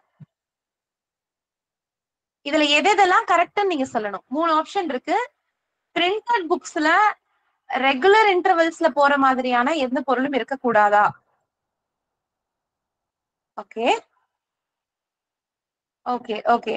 Book packet containing what about periodicals? Periodicals பொறுத்த வரைக்கும் the contents வந்து RNA ல பண்ணணும். Okay okay. no pattern and sample packet should be more than 2 kilograms in weight. Okay, so இதுல எதெல்லாம் correct? So book packet containing printed books உங்களுக்கே தெரியும் இல்லையா? அதுல வந்து எதுவும் பப்ளிகேஷன் இருக்க கூடாதா? ஒரே நிமிஷம்.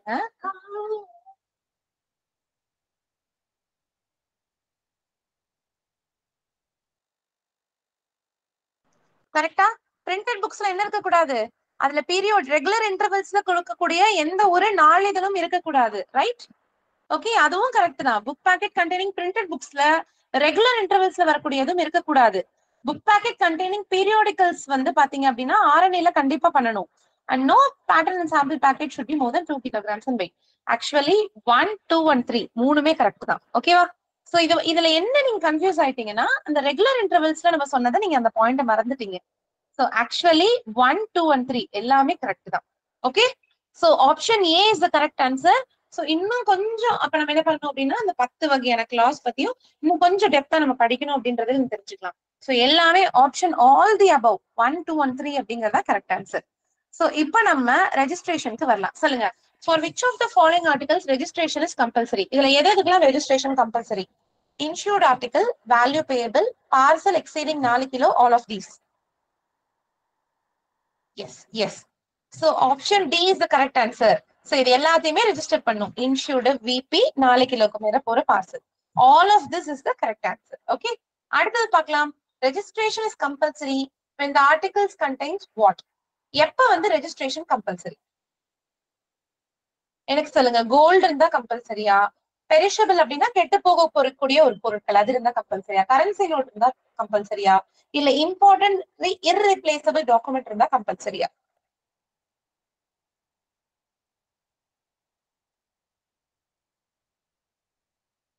ஆப்ஷன் டியா? இம்பார்ட்டன்ட் இர்ரீப்ளேசபிள் டாக்குமெண்ட் இருக்குன்னு நமக்கு எப்படி தெரியும்? கஸ்டமருக்கு அது தெரிஞ்சா மட்டும்தான் அவர் வந்து அதை வந்து ரெஜிஸ்டர் பண்ணிக்கலாம்.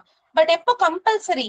அதுல கோல்டோ கரன்சி நோட்டோ இருந்தா நம்ம என்ன பண்ணணும்? சாதாரணமா ரெஜிஸ்டர் வந்தா கூட நம்ம என்ன பண்ணணும் அப்படின்னு பாத்தீங்கன்னா நம்ம உங்ககிட்ட சொல்லணும். So A and C is the right answer. ஓகேவா? Yes yes, A and C is the right answer. So கொஞ்சம் அவசரப்படாம கொஸ்டின் கொஞ்சம் படிச்சு பார்த்து நம்ம பண்ணலாம். ஓகேங்களா? சோ ஆப்ஷன் ஏவும் சியும் தான் இதுல வந்து கரெக்ட் ஆன்சர். சோ ரெஜிஸ்ட்ரேஷன் எப்போ கம்பல்சரினா கோல்டோ இந்த மாதிரி கரன்சி நோட்ஸ் இருந்ததுன்னா அதை சாதாரணமா அவங்க ரெஜிஸ்டர் பண்ணவே முடியாது. கட்டாயமா அதை ரெஜிஸ்டர் பண்ணி தான் ஆகணும். ஓகே, சோ இது ஒரு முக்கியமானதை கொஞ்சம் பார்த்துக்கோங்க. அடுத்தது இப்ப சொல்லுங்க, cases in which registration is not compulsory. எப்பெல்லாம் ரெஜிஸ்ட்ரேஷன் கம்பல்சரி கிடையாது? இப்ப பொறுமையா படிங்க. Registration is not compulsory. Any parcel exceeding 4 kilogram in weight. 4 கிலோக்கு மேல போற parcel, insured article, letters, any parcel addressed to a place for which custom declaration is required. Yes, yes, yes. Option C is the correct answer.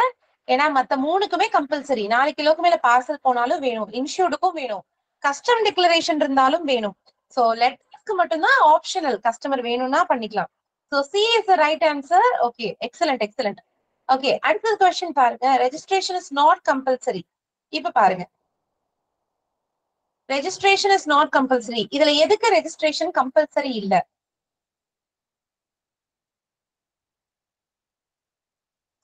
A register article reposted after delivery, parcel weighing up to 5 kg. அடுத்தது a packet containing a stamped and addressed envelope bearing the name and address of the sender package. கொஞ்சம் பாருங்க, all of the above is not compulsory ன்னு கேட்டிருக்கோம். எதுக்கு compulsory கிடையாது?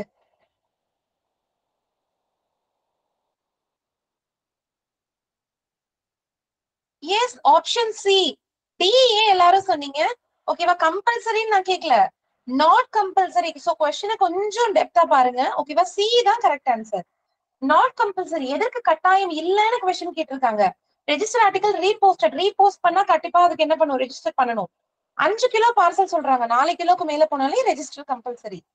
அப்புறம் C தான் என்ன சொல்றாங்க? ஒரு நார்மலா ஒரு ஸ்டாம்ப் பண்ணி ஒரு என்வெலப் போடுறாங்க, நேம் எல்லாம் எழுதுறாங்க. ஏன் இது இவ்வளவு பெருசா போட்டிருக்காங்க? இது ஒரு சாதாரணமான ஒரு தபால், அதற்காக தான் உங்களுக்கு வந்து இவ்வளவு டெப்தா கொடுத்திருக்காங்க. சோ சிங்கிறதான் கரெக்ட் ஆன்சர். சி ஒரு நார்மலான ஒரு புக் பாக்கெட்டுக்கு தான் நம்ம ரெஜிஸ்ட்ரேஷன், இதுக்கு ஆப்ஷனல், வேணும்னா பண்ணிக்கலாம், மத்ததுக்கெல்லாம் கம்பல்சரி. சோ ப்ளீஸ் என்னோட ஹம்பிள் ரெக்வஸ்ட் என்னன்னா, நீங்க பார்த்த உடனே ஆப்ஷன் பார்த்த உடனே ஒரு முடிவுக்கு வந்துடாதீங்க. ஒரு தடவை கொஸ்டினை படிச்சு பார்த்து நீங்க ஆன்சர் பண்ணுங்க. ஓகேவா? அடுத்தது கமிங் டு விபி ஆர்டிகல். சொல்லுங்க, இப்போ VP article can be book up to எவ்வளவு மேக்ஸிமம் புக் பண்ணிக்கலாம்? விபி ஆர்டிகல் வந்து மேக்ஸிமம் எவ்வளவு வேல்யூ வரைக்கும் புக் பண்ணிக்கலாம்? Yes, option D is right answer. ரொம்ப ஈஸியான கொஸ்டின், 5000 வரைக்கும் பண்ணிக்கலாம். அடுத்த கொஸ்டின் பாருங்க. The amount due is required from the addressee of VP article will be remitted to the sender through dash. So amount திரும்ப ஒரு சென்டருக்கு எப்படி அனுப்புவாங்க? செக்கா, டிடியா, money order, service money order? மறுபடியும் ஒரு ஈஸியான கொஸ்டின் தான், மணி ஆர்டர் மூலியமாக தான் திரும்ப வரும். ஆனா இது எல்லாமே கொஸ்டின் பேப்பர்ஸ்ல கேட்டிருக்காங்க. அடுத்து பாருங்க, இப்ப சொல்லுங்க, a value payable postal article marked as post restand is kept in post office up to dash. ஓகேவா? ஒரு விபி ஆர்டிகல் போஸ்ட் ரெஸ்டாண்ட் இருந்ததுன்னா அத ஒரு போஸ்ட் ஆபீஸ்ல எவ்வளவு நாள் வரைக்கும் வச்சிருக்கலாம்? Yes, 7 days. உங்களுக்கு தெரியும் இல்லையா? மத்ததெல்லாம் 1 month, ஆனா இது மட்டும் உங்களுக்கு 7 days. Yes yes, absolutely right. அடுத்தது, in case of which of the following items insurance is a compulsory condition for transmission? இது ஃபாரின் போஸ்ட் கேட்டிருக்காங்க, நான் இன்லேண்ட் போஸ்டே நான் கேட்கிறேன். ஓகேங்களா? இதுல எதெல்லாம் இருந்தா அதுக்கு வந்து இன்சூரன்ஸ் கம்பல்சரி? சொல்லுங்க. Bank notes, precious stones, jewellery, all the above. Yes, all the above is the right answer. இதுல எது இருந்தாலும் கட்டாயமா அதை இன்சூர் பண்ணி தான் அனுப்பணும். ஓகேவா? அடுத்த கொஸ்டின், இப்ப சொல்லுங்க, பிரான்ச் போஸ்ட் ஆபீஸ்ல இன்சூரன்ஸ் எவ்வளவு வரைக்கும் பண்ணிக்கலாம்? குயிக்கா சொல்லுங்க. ஆர்டிகல் பிரான்ச் போஸ்ட் ஆபீஸ்ல இன்சூரன்ஸ் எவ்வளவு வரைக்கும் பண்ணிக்கலாம்? S, absolutely right. 600 ரூபாய் வரைக்கும் பண்ணிக்கலாம். எஸ். அடுத்தது, இப்ப சொல்லுங்க, which of the following need not be insured when posted? இதுல எதை வந்து இன்சூர் பண்ண தேவையில்லை? ஓகேவா? which of the following need not be insured? இதுல எதெல்லாம் இன்சூர் பண்ண வேண்டிய அவசியம் இல்ல? none of this is the right answer. ஏன்னா இந்த ஆப்ஷன் 1, 2, 3 எல்லாத்தையும் இன்சூர் பண்ணி தான் ஆகணும். சோ அப்ப இன்ஷூர் பண்ணாம இதுல எதுவுமே இருக்க முடியாது. Okay fine. இப்ப சொல்லுங்க, the maximum amount of currency notes that can be sent through insured article. எவ்வளவு வரைக்கும் கரன்சி நோட்ஸ் அனுப்பிச்சுக்கலாம்? Yes yes, option B is the right answer. 20,000 ரூபாய் வரைக்கும். ஓகேவா? சோ இதுவே கோல்டு சில்வர் இருந்தா 1 lakh. The fee payable for acknowledgement card in respect of insured article. Insure ஆர்டிகல்கான fees என்னது அப்படின்னு பாத்தீங்கன்னா அப்சல்யூட்லி ஃப்ரீ. அவ்வளவுதான். Yes, so all important things covered. So registered VP இன்சூர்ல இவ்வளவுதான் கொஸ்டின்ஸ் கேட்கவே முடியும். இது எல்லாமே இப்ப நம்ம கவர் பண்ணிட்டோம். ஓகேவா?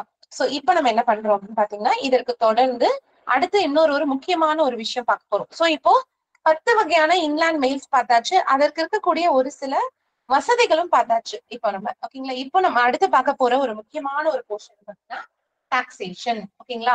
உங்களுக்கு கட்டணம் வசூல் பண்றது எந்த மாதிரி, எப்போ, அதாவது ஒரு தபால்ல சரியான வேணுங்கிற போதுங்கிற அளவுக்கு சஃபிஷியன்டான போஸ்டேஜ் பே பண்ணல என்றாலோ, அதே போன்று உங்களுக்கு பிரீச் ஆஃப் கண்டிஷன்ஸ் என்று சொல்லக்கூடிய உங்களுக்கு விதி மீறல்கள் ஏதாவது இருந்தாலோ, விதி மீறல்கள்னா எந்த மாதிரி விதிமீறல்கள், நம்ம ஒவ்வொன்றுத்துக்கும் என்ன சொல்லியிருக்கோம், வெயிட் இவ்வளவுதான் மேக்ஸிமம் வெயிட்னு சொல்றோம். ஒவ்வொன்றுத்துக்கும் சைஸ் எல்லாம் பிரிஸ்கிரைப் பண்றோம். ஒவ்வொன்றுக்கும் சிலதுக்கெல்லாம் சொல்றோம் போஸ்ட் கார்டுனா இந்த மாதிரி எந்த விதமான செயற்கை முறையாக எதுவும் எழுதலாம் கூடாது, பிரிண்ட் எல்லாம் பண்ணக்கூடாது சாதா போஸ்ட் கார்டுல. இந்த மாதிரி ஒவ்வொன்றுத்துக்கும் நம்ம ஒரு சில கண்டிஷன்ஸ் பிரிஸ்கிரைப் பண்றோம். இந்த மாதிரி நம்ம சொன்ன விதிகளுக்கு மீறினா அந்த மாதிரி பிரீச் ஆஃப் கண்டிஷன்ஸ்க்கு டாக்ஸேஷன் என்பது வசூலிக்கப்படும், கட்டணம் என்பது வசூலிக்கப்படும். சோ அந்த டாக்ஸேஷன் என்பது எப்படி வசூல் பண்றோம் அப்படின்றதுதான் இப்ப இது முக்கியம், ரொம்ப ரொம்ப முக்கியம். இது நம்ம கவனமா பாத்துக்கணும். சோ என்ன சொல்றாங்கன்னா, மினிமம் டாக்ஸேஷன் எவ்வளவு இருக்குன்னா ₹1 மினிமம். அந்த நமக்கு டாக்ஸேஷன் அப்படிங்கிறது எவ்வளவு போடணும், ₹1 போடணும்னு சொல்றாங்க. சோ எவ்வளவு போடுவாங்க அப்படின்னு பாத்தீங்கன்னா, டபுள் த டெஃபிஷியன்சி. பொதுவாக என்னன்னு பாத்தீங்கன்னா டபுள் த டெஃபிஷியன்சி. எவ்வளவு பற்றாக்குறையோ, டெஃபிஷியன்ட் எவ்வளவு போஸ்டேஜ் போதுமான அளவுக்கு போடலையோ அதை டபுள் பண்ணி, அதை இரட்டிப்பாக்கி அந்த அமௌண்ட்டை தான் நம்ம என்ன பண்ணுவோம், அட்ரஸ் கிட்ட இருந்து வசூல் பண்ணுவோம். So always double the deficiency. ஆனா இதுவே சர்வீஸ் தபாலாக இருக்கும் பட்சத்துல நம்ம இதுக்கு அடுத்த கிளாஸ்ல டெப்தா பார்க்க போறோம். அபிஷியல் ஆர்டிகல்ஸ், சர்வீஸ் தபால்கள், இதெல்லாம் யாரெல்லாம் யூஸ் பண்ணலாம் அப்படின்னா நம்ம டீட்டெயிலா பார்க்க போறோம். அந்த மாதிரி சர்வீஸ் தபால், சர்வீஸ் ஸ்டாம்ப் போட்டினா சர்வீஸ் தபாலுக்கு மட்டும் சிங்கிள் டெஃபிஷியன்சி எவ்வளவு பற்றாக்குறையோ அந்த பணத்தை மட்டும் தான் வாங்கும். இப்ப ₹5 ₹10 கட்ட வேண்டிய இடத்துல ₹5 கட்டிட்டாங்கன்னா, சாதா தபாலா இருந்தா எவ்வளவு பற்றாக்குறை, இன்னும் ₹5 அவங்க செலுத்தணும். ஆனா அது 5 இரட்டிப்பாக்கி ₹10 நம்ம வசூல் பண்ணிப்போம். இதுவே சர்வீஸ் தபாலாக இருக்கும் பட்சத்துல இன்னும் ₹5 தான் கட்டலையா, அந்த போதாத அந்த ₹5 மட்டும் வசூல் பண்ணிப்போம். So single deficiency. அப்புறம் அட்ரஸை ஒருவேளை மறுக்கிறாரு, இந்த டாக்ஸேஷன் இந்த பணத்தை செலுத்திதான் இந்த தபால் வாங்கணும் அப்படின்ற அவசியம் இல்ல அப்படின்ற மாதிரி மறுத்துறாருன்னா, அந்த அமௌண்ட்டை யார்கிட்ட வசூல் பண்ணிடுவோம், நம்ம திரும்ப ரிட்டர்ன் டு சென்டர் வரும் இல்லைங்களா, அந்த சென்டர் கிட்ட இந்த டாக்ஸேஷனை வசூல் பண்ணிடுவோம். அதே மாதிரி இந்த டாக்ஸேஷன் அமௌண்ட்டை நம்ம கால்குலேட் பண்ணும்போது என்ன மனசுல வச்சுக்கணும் அப்படின்னா, ஏற்கனவே கட்டின போஸ்டேஜை கழிச்சுட்டு அது போக மிச்சத்தை தான் நம்ம அவங்க கிட்ட இருந்து வாங்கணும். சோ இதுதான் முக்கியமான டாக்ஸேஷனோட முக்கியமான தம்ப் ரூல்ஸ், முக்கியமான ரூல்ஸ் பாத்தீங்கன்னா இதுதான். இப்ப நீங்க பார்க்க போற டேபிள் ரொம்ப ரொம்ப ரொம்ப முக்கியம். பட் ரொம்ப ஈஸியா இதை நீங்க ஞாபகம் வச்சுக்கலாம். இப்ப நம்ம 10 பார்த்தோம் இல்லைங்களா, இதுல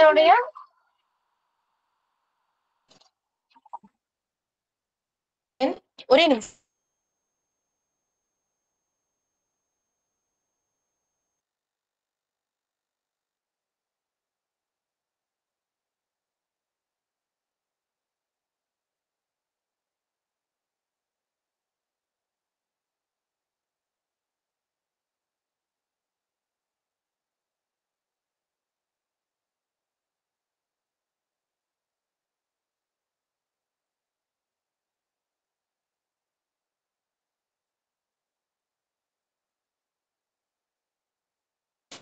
சாரி ஃபார் த இன்டரப்ஷன். இந்த டேபிளை மட்டும் நீங்க ஞாபகம் வச்சுக்கோங்க, ரொம்ப சுலபமா இதை மனசுல வச்சுக்கலாம். என்ன அப்படின்னு பாத்தீங்கன்னா, 10 கிளாஸ் பார்த்தோம் இல்லைங்களா, முதல் பேஜ்ல 5, ரெண்டாவது பேஜ்ல 5.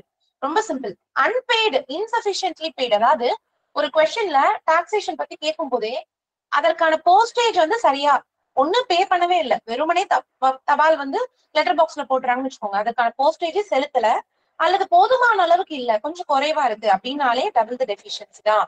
சாதா தபால்னா டபுள் த டெஃபிஷியன்சி, சர்வீஸ் தபால்னா எவ்வளவு பத்திலேயே அந்த சிங்கிள் டெஃபிஷியன்சி. சோ இது ரொம்ப சிம்பிள் உங்களுக்கு. ஆனா இந்த பிரீச் ஆஃப் கண்டிஷன்ஸ் இருக்கு பாத்தீங்களா, விதிமீறல்கள், இதை மட்டும் தான் ஞாபகம் வச்சுக்கணும். இதுல உங்களுக்கு ஈஸியா ஒரு விஷயம் சொல்லித்தரேன். என்ன அப்படின்னு பாத்தீங்கன்னா, பிரீச் ஆஃப் கண்டிஷன்ஸ்க்கு பெரும்பாலும் சிங்கிள் டெஃபிஷியன்சி தான் கொடுத்திருப்பாங்க. நான் ஒவ்வொன்னா சொல்லும் போதே பாக்குறேன், பெரும்பாலும் உங்களுக்கு எல்லா கிளாஸுக்குமே சிங்கிள் டெஃபிஷியன்சி தான் வரும். ஆனா 2 கிளாஸ்க்கு மட்டும்தான் இதுல பிரீச்சுக்கு கூட டபுள் டெஃபிஷியன்சி கொடுப்பாங்க. அது என்னன்னு பாத்தீங்கன்னா, இந்த ஐஎல்சில ஏதாவது விதிமீறல்கள் இருந்தா அதை லெட்டரா ட்ரீட் பண்ணி டபுள் டெஃபிஷியன்சி கட்டணும். ஓகேங்களா? அதே மாதிரி கீழே இங்க பார்சல் வந்தீங்க அப்படின்னு பாத்தீங்கன்னா அது இருக்கும். ஒன்றுக்கு ஒரு பர்சனல் கம்யூனிகேஷன் தான் இருக்கணும்னு நம்ம படிச்சிருப்போம் இல்லைங்களா? ஒன்றுக்கு மேற்பட்ட கம்யூனிகேஷன் இருக்கிற பட்சத்துல, அதாவது அதை அன்பெய்டு லெட்டரா ட்ரீட் பண்ணி அதுக்கு டபுள் டெஃபிஷியன்சி வாங்கணும்னு இருக்கும்.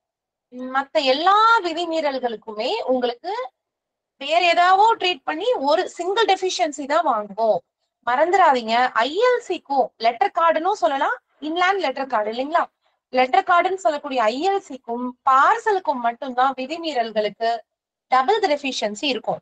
இது ஒண்ணு மட்டும் மனசுல வச்சுக்கோங்க. இப்ப நான் ஒன்னொன்னா மட்டும் சொல்ற பார்த்துக்கோங்க. இந்த அன்பெய்டு முதல் காலம் இது இருக்கு இல்லைங்களா, இதை வந்து நீங்க கண்ணை மூடிட்டு நீங்க அடிச்சிடலாம். ஒரு போதுமான அளவு பே பண்ணலனாலே டபுள் டெஃபிஷியன்சி தான். இப்ப பிரீச் ஆஃப் கண்டிஷன்ஸ் மட்டும் நான் ஒரு கிளாஸும் சொல்றேன், அப்படி பாத்துக்கோங்க. சோ முதல்ல லெட்டர்ல என்னன்னா பிரீச் ஆஃப் கண்டிஷன் இருக்கலாம். சைஸ் அதிகமா இருக்கலாம், வெயிட் அதிகமா இருக்கலாம். சோ இந்த மாதிரி இருக்கலாம். இதுல ரெண்டா பிரிச்சு சொல்றாங்க. ஒரு லெட்டர் ஒரு சாதாரண தபால் சைஸ் அதிகமா இருந்ததுன்னா அதை செகண்ட் கிளாஸ் ஆர்டிகிளா ட்ரீட் பண்ண சொல்றாங்க. எப்படி? புக் பாக்கெட்டாவோ அது உள்ள இருக்கக்கூடிய கண்டென்ட்டை பொறுத்து, அது ஒருவேளை ஒரு பிரிண்டட் கம்யூனிகேஷன் இருந்ததுன்னா புக் பாக்கெட்டா ட்ரீட் பண்ணலாம். இல்ல ஏதாவது பொருளா இருந்ததுன்னா பார்சலா கூட ட்ரீட் பண்ணலாம். சோ உள்ள இருக்கக்கூடிய பொருளுக்கு பொறுத்த வரைக்கும் அதுக்கு தகுந்த மாதிரி எந்த செகண்ட் கிளாஸ் ஆர்டிக்கல்ல அதை ஃபிட் பண்ண முடியுமோ அந்த செகண்ட் கிளாஸ் ஆர்டிக்கல் அதை ட்ரீட் பண்ணி அந்த சிங்கிள் டெஃபிஷியன்சி வாங்கிக்கணும். இதுவே ஓவர் வெயிட் நம்ம பார்த்தோம் இல்லையா, ஒரு லெட்டர்னா எவ்வளவு மேக்ஸிமம் வெயிட் இருக்கணும்? மெசேஜ்ல போடுங்க எனக்கு டக்குன்னு. ஒரு லெட்டர்னுடைய மேக்ஸிமம் வெயிட் என்ன? குவிக்கா எனக்கு மெசேஜ்ல போடலாம் நீங்க. Yes, 2 kgs is the right answer. 2 கிலோக்கு மேல ஓவர் வெயிட்டா இருக்கும் பட்சத்துல அதை சென்டருக்கு ஆர்எல்க்கு திருப்பிடுவோம். சோ மறந்துடவே வேண்டாம், ஒரு லெட்டர் ஓவர் சைஸா இருந்ததுன்னா, சைஸ் அதிகமா இருந்ததுன்னா அதை ஏதோ ஒரு செகண்ட் கிளாஸ் ஆர்டிகலா ட்ரீட் பண்றோம். ஆனா 2 கிலோக்கு மேல வெயிட் அதிகமா இருந்ததுன்னா அதை சென்டர் அட்ரஸ் சரியாக இல்லாத பட்சத்துல ஆர்எல்ஓக்கோ திருப்பிடுவோம். இது ரொம்ப முக்கியம். அடுத்தது ஐஎல்சி பார்க்கலாம். நான் சொன்னேன் இல்லையா, இதுக்கு மட்டும்தான் டபுள் டெஃபிஷியன்சி வரும்னு. ஒரு ஐஎல்சில என்ன விதிமீறல்கள் இருக்கலாம்? சைஸ் விதிமீறல்கள். ஒரு பிரைவேட்டா ஐஎல்சி தயாரிக்கிறாங்க, அந்த சைஸ் உங்களுக்கு முன்ன பின்ன ஆகலாம். பிளாப்போ ஏதோ ஒரு சைஸ் ஏதாவது இருக்கலாம். இல்ல என்ன பண்ணலாம், உள்ள ஏதாவது ஒரு பொருள் ஏதாவது ஒண்ணு வச்சு, நாம சொல்லியிருப்போம் ஐஎல்சில எந்த என்க்ளோஷர்ஸ், எந்த ஒரு அட்டாச்மெண்ட்டும் இருக்கக்கூடாது, எந்த ஒரு உள்ள இதுவும் இருக்கக்கூடாதுன்னு. அந்த மாதிரி ஏதாவது விதிமீறல்கள் இருந்தா அதை லெட்டரா ட்ரீட் பண்ணி டபுள் டெஃபிஷியன்சி வாங்குறோம். சோ ஐஎல்சிக்கு என்ன பண்றோம், அதுக்கு மேல ஃபர்ஸ்ட் நம்ம பார்த்த லெட்டரா ட்ரீட் பண்ணி டபுள் டெஃபிஷியன்சி. போஸ்ட் கார்டு என்ன பண்றோம், அதே லெட்டரா ட்ரீட் பண்றோம், ஆனா சிங்கிள் டெஃபிஷியன்சி. ஓகேங்களா? சோ ஐஎல்சி போஸ்ட் கார்டு இது ரெண்டுல விதிமீறல்கள் இருந்தாலே அதை லெட்டரா ட்ரீட் பண்ணி, ஓகேங்களா, ஐஎல்சிக்கு டபுள், போஸ்ட் கார்டுக்கு சிங்கிள் டெஃபிஷியன்சி வாங்கும். ஓகேங்களா? அடுத்து இன்னொரு சின்ன ட்ரிக் பாத்தீங்கன்னா, நம்ம இப்ப இதுக்கு அடுத்து பார்க்க போற புக் போஸ்ட், பிரிண்டட் புக்ஸ், அதுக்கப்புறம் பீரியாடிக்கல்ஸ், ஓகேங்களா, இது அதுக்கு அடுத்து வரக்கூடிய சாம்பிள் பாக்கெட்ஸ், இது எல்லாமே ஒரே மாதிரிதான் இருக்கும். என்ன சொல்றாங்கன்னா, இது புக் பாக்கெட்ஸை பொறுத்த வரைக்கும் ஓவர் சைஸ் அண்ட் வெயிட்டா இருந்தாலுமே, லெட்டருக்கு 2 விதமா பார்த்தோம்.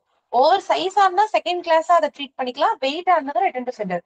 புக் பாக்கெட்டை பொறுத்த வரைக்கும் ஓவர் சைஸ் வெயிட் இருந்தாலே ரிட்டர்ன் டு சென்டர் தான். வேற ஏதாவது விதிமீறல்கள் இருக்கு அப்படின்னு பாத்தீங்கன்னா, இப்ப என்ன புக் பாக்கெட்ல என்ன சொல்லுவோம், ஓட்டக்கூடாது. அதுக்கப்புறம் என்ன சொல்லுவோம், அதுக்கப்புறம் உள்ள வந்து பிரிண்ட் பண்ணதான் வச்சிருக்கணும், 5 வார்த்தைகளுக்கு மேல எந்த இதுவும் வந்து காம்ப்ளிமெண்ட் நேச்சர்லாம் இருக்கக்கூடாது. இந்த மாதிரி விதிமீறல்கள் இருந்தா அத லெட்டராவோ பார்சலாவோ எப்படி ட்ரீட் பண்ண முடியுமோ, எது முடியுமோ அதுவா ட்ரீட் பண்ணி, ஓகேங்களா, எதை ட்ரீட் பண்ணா போஸ்டேஜ் வந்து கம்மியா வரும். ஒருவேளை பெரிய உங்களுக்கு வெயிட் அதிகமா இருந்ததுன்னா பார்சலா ட்ரீட் பண்ணாதான் உங்களுக்கு அட்வான்டேஜ். கம்மியா இருக்கிற பட்சத்துல லெட்டரா ட்ரீட் பண்ண advantage. So letter treated as letter or parcel whichever is less and the deficiency, single deficiency. So மறந்துடாதீங்க, புக் பாக்கெட்ல அடுத்து பார்க்க போற 3 நாளுமே ஓவர் சைஸ் வெயிட்டா இருந்தா சென்டருக்கு அனுப்பிடுவோம். ஆனா வேற மாதிரியான விதிமீறல்கள் இருந்தா அதை லெட்டராவோ பார்சலாவோ ட்ரீட் பண்ணி, எது கம்மியா வருமோ அதுவா ட்ரீட் பண்ணி ஒரு டெஃபிஷியன்சி, சிங்கிள் டெஃபிஷியன்சி வாங்கிப்போம். பிரிண்டட் புக்ஸுக்கும் அதேதான், ஓவர் சைஸ் வெயிட் அதேதான், அது சரிதான். அதே மாதிரி பீரியாடிக்கல்ஸும் அதே மாதிரி தான். அடுத்தது சாம்பிள் அண்ட் பேட்டர்ன் பேக்கெட்ஸ் பொறுத்த வரைக்கும் உங்களுக்கு வந்து பாத்தீங்கன்னா அதேதான், லெட்டராவோ பார்சலாவோ ட்ரீட் பண்ணி, 2 கிலோக்கு மேல போகுது என்ன பண்ணலாம், லெட்டராவோ பார்சலாவோ ட்ரீட் பண்ணி எது கம்மியா வருதோ சிங்கிள் டெஃபிஷியன்சி வாங்கிக்கலாம். அடுத்தது உங்களுக்கு பிளைண்ட் லிட்ரேச்சர் பாக்கெட்ல ஏதாவது டெஃபிஷியன்சி என்னது, வேற ஏதாவது வைக்கிறாங்க. நம்ம என்ன சொன்னோம், பிரெயின் ஸ்கிரிப்ட் சிடிஸ் தான் வைக்கணும்னு சொன்னோம். வேற ஏதாவது ஒண்ணு வச்சு அனுப்பும் பட்சத்துல என்ன சொல்றாங்கன்னா உங்களுக்கு வந்து லெட்டராவோ பார்சலாவோ கம்மி பண்ணி ஓகேங்களா, அதவா பண்ணி சிங்கிள் டெஃபிஷியன்சி தான் unless it is admissible as a book packet. So முதல்ல என்ன பார்க்கணுமா, பிளைண்ட் லிட்ரேச்சர் அதை புக் பேக்கெட்டா முதல்ல கன்சிடர் பண்ண முடியுமான்னு பார்க்கணும். புக் பேக்கெட்டா கூட கன்சிடர் பண்ண முடியாத பட்சத்துல லெட்டராவோ பார்சலாவோ ட்ரீட் பண்ணி சிங்கிள் டெஃபிஷியன்சி வாங்கணும். சோ இது ஞாபகம் வச்சுக்கோங்க. அடுத்தது register news paper. Register news paper பொறுத்த வரைக்கும் உங்களுக்கு ஏதாவது விதிமீறல்கள், லைசன்ஸ் பீரியட் எக்ஸ்பயர் ஆயிடுச்சு, அந்த மாதிரி ஏதோ ஒரு கண்டிஷன்ஸ் உங்களுக்கு வந்து மாறிடுது அப்படின்னா அதை வந்து புக் பேக்கெட்டாவோ அல்லது பீரியாடிக்கலாவோ எதுவா ட்ரீட் பண்ண முடியுமோ அதுவா ட்ரீட் பண்ணி சிங்கிள் டெஃபிஷியன்சி வாங்கிக்கணும். சோ நல்லா ஞாபகம் வச்சுக்கோங்க. புக் போஸ்ட்ல எல்லாமே என்ன பார்த்தோம், ஓவர் சைஸ் ஆகிட்டு வந்து ரிட்டன் டு சென்டர், பேர் ஏதாவது இருந்ததுன்னா லெட்டர் ஆர் பார்சல் எது கம்மியோ சிங்கிள் டெஃபிஷியன்சி. பிளைண்டுக்கு மட்டும் என்ன பார்த்தோம், முதல்ல புக் பேக்கெட்டா இருக்கான்னு பார்க்கணும், அதுவும் பண்ண முடியாத பட்சத்துல உங்களுக்கு வந்து லெட்டர் ஆர் பார்சல் அதே தான். நியூஸ் பேப்பர் என்ன பண்றோம், புக் பேக்கெட்டாவோ பீரியாடிக்கலோ எதுவா கன்சிடர் பண்ண முடியுமோ அது.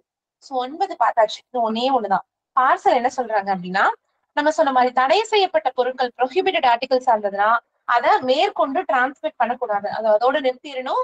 இதற்கு மேல அதை டிரான்ஸ்மிட் பண்ண மாட்டோம். இது அடுத்தது நம்ம என்ன பார்த்தோம், பார்சலை நம்ம என்ன சொன்னோம், லெட்டர் பாக்ஸ்ல போடக்கூடாது. எவ்வளவு சின்னதா இருந்தா கூட அதை கவுண்டர்ல தான் கொண்டு கொடுக்கணும்.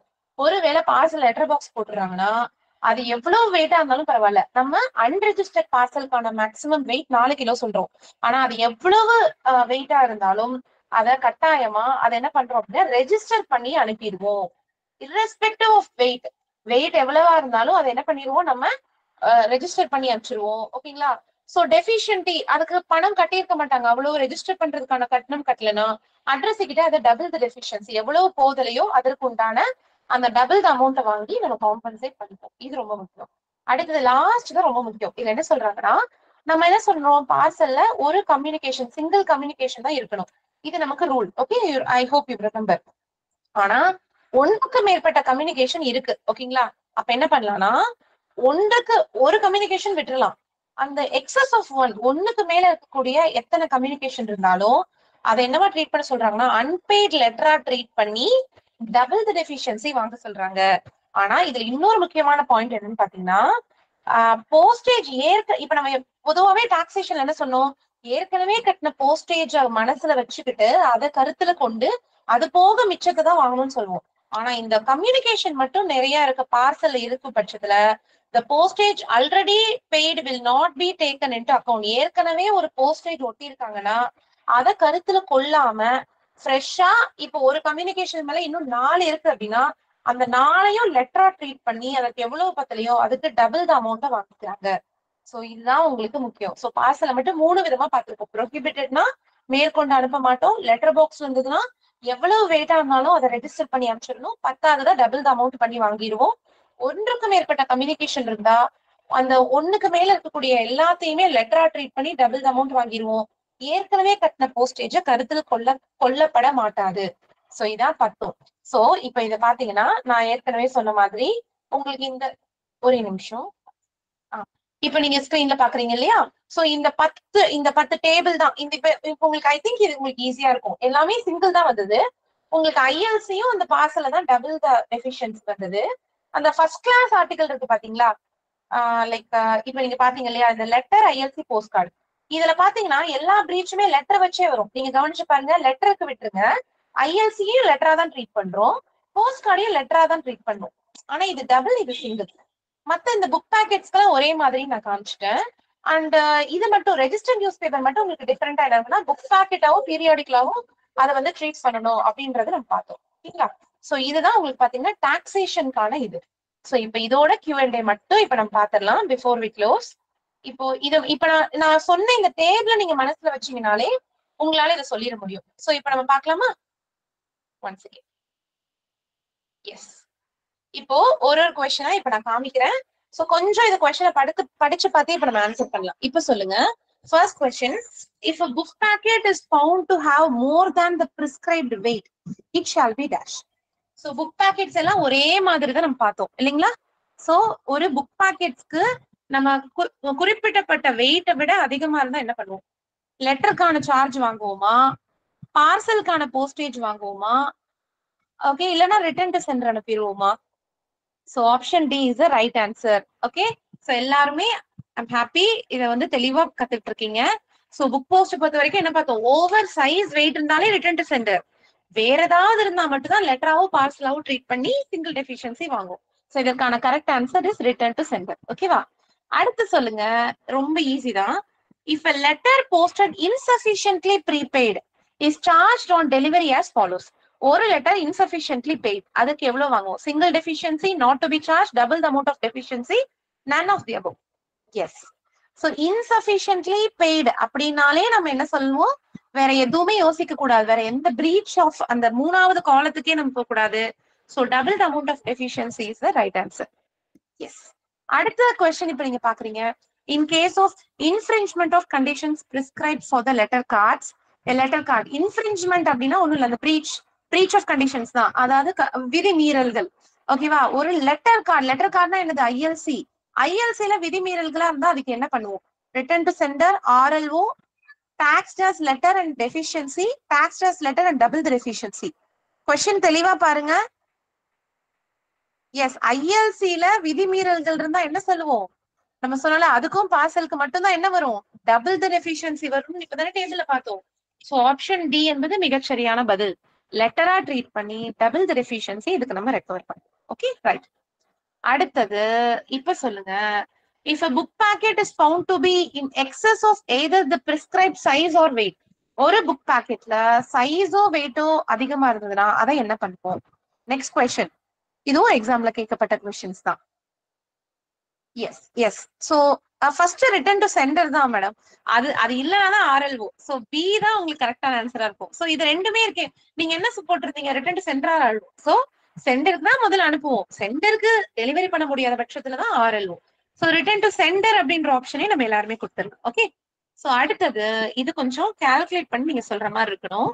இப்ப சொல்லுங்க, what is the amount to be charged as due for a book packet weighing 60 grams with postage 7 ரூபாய். சோ ஒரு புக் பாக்கெட் 60 கிராம் இருக்கு, 7 ரூபாய் ஒட்டியிருக்காங்க ஸ்டாம்ப். அந்த article is closed on all the sides. So இது என்ன கேட்டகரியில வரும் யோசிங்க? புக் பாக்கெட்டை ஒட்டக்கூடாது இல்லைங்களா, எல்லா பக்கமும் க்ளோஸ் பண்ணக்கூடாது, ஓப்பன் கண்டிஷன் இருக்கணும். அதை ஒட்டிட்டாங்க அப்படின்னா இது பிரீச் ஆஃப் கண்டிஷன். நம்ம பிரீச் ஆஃப் கண்டிஷன் புக் பாக்கெட்டுக்கு என்ன பார்த்தோம்? கொஞ்சம் யோசிச்சு பாருங்க. லெட்டராவோ பார்சலாவோ ட்ரீட் பண்ணி, ஓகே, லெட்டராவோ பார்சலாவோ ட்ரீட் பண்ணி சிங்கிள் டெஃபிஷியன்சி. ஓகேவா? Okay, what is the option? லெட்டராவோ பார்சலாவோ ட்ரீட் பண்ணி சிங்கிள் டெஃபிஷியன்சின்னு பார்த்தோம். ஓகேங்களா? சோ இப்ப பாருங்க, 60 கிராம். ஓகேவா? 60 கிராம். எனக்கு நிறைய பேர் ஏ ஆப்ஷன் போடுறீங்க, கொஞ்சம் பொறுமையா பாருங்க. இது ஒரு தடவை கூட நான் உங்களுக்கு காமிச்சிடுறேன். ஓகேங்களா? லெட்டராவோ பார்சலாவோ ட்ரீட் பண்ணி அண்ட் சிங்கிள் டெஃபிஷியன்சி தான். ஓகேவா? அப்போ இதை நீங்க லெட்டரா தான் ட்ரீட் பண்ண முடியும். ஏன்னா பார்சல்னா மினிமம் ஸ்லாபே உங்களுக்கு 19 ரூபாய் போயிடும். சோ 60 கிராம் லெட்டரா ட்ரீட் பண்ணா உங்களுக்கு எவ்வளவு? 3 20 கிராம் இருக்கு, 15 ரூபாய். 15 ரூபாய்னா உங்களுக்கு 7 ரூபாய் கட்டிட்டாங்க. அப்ப மிச்சம் எவ்வளவு கட்டணும்? 8 ரூபாய். Okay, so I hope you understand. இதை வந்து லெட்டரா தான் ட்ரீட் பண்ண முடியும். லெட்டரா ட்ரீட் பண்ணாங்கன்னா 60 கிராமுக்கு உங்களுக்கு எவ்வளவு கட்டணும்? ஆக்சுவலா உங்களுக்கு 5 ரூபாய் அப்படின்னா 15 ரூபாய் கட்டணும் இல்லைங்களா? பட் இங்க வந்து எவ்வளவு கட்டியிருக்காங்க? ஆல்ரெடி போஸ்டேஜ் 7 ரூபாய் இருக்கு. ஓகேங்களா? அப்ப மிச்சம் எவ்வளவு கட்டணும்? 8 தான். பிரீச் ஆஃப் கண்டிஷன்ஸ்க்கு நம்ம டபுள் பண்ண மாட்டோம், சிங்கிள் டெஃபிஷியன்சி தான். சோ இதுல கன்ஃபியூஸ் பண்ண வேணாம். ஆப்ஷன் சி என்பது கரெக்டான ஆன்சர். இது ஒரு கொஸ்டின் பேப்பர்ல கேட்டிருக்காங்க. சோ சம்டைம்ஸ் உங்களுக்கு இந்த மாதிரி நீங்க இந்த சிங்கிள் டெஃபிஷியன்சி, இப்போ உங்களுக்கு இத கால்குலேட் பண்றதுக்கு என்ன தெரிஞ்சிருக்கணும்? லெட்டரோட டாரிஃபும் தெரிஞ்சிருக்கணும், புக் போஸ்டோட டாரிஃபும் தெரிஞ்சிருக்கணும், டாக்ஸேஷனுக்கான ரூல்ஸும் தெரிஞ்சிருக்கணும். சோ இதுதான், இது மூணுமே நமக்கு மைண்ட்ல வந்தாதான் கிளாக் பண்ண முடியும். சோ ஆப்ஷன் ஏ கொடுத்தவங்க எல்லாம் என்ன நினைச்சிருப்பீங்க? டக்குன்னு டபுள் போட்டிருப்பீங்க. ஆக்சுவலி இது சிங்கிள் தானே. சோ ஆப்ஷன் சி அப்படிங்கிறது தான் கரெக்ட் ஆன்சர். ஓகே, சோ இப்ப சொல்லுங்க உங்களோட லாஸ்ட் கொஸ்டின். இப்ப சொல்லுங்க, if conditions regarding size or thickness of post card are infringed. ஒரு போஸ்ட் கார்டுல நம்மளோட சைஸ் திக்னஸ் அவங்க மெயின்டைன் பண்ணவே இல்லை, அதை இன்ஃப்ரிஞ்ச் மீறிட்டாங்க. அப்ப அதுக்கு என்ன? So this is the last question. பொறுமையா ஆப்ஷன் படிச்சு பார்த்து ஆன்சர் பண்ணுங்க. ஓகே, என்னவா ட்ரீட் பண்ண?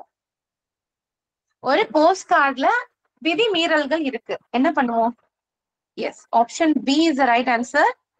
It shall be treated as a letter and a deficiency. Single deficiency தான்.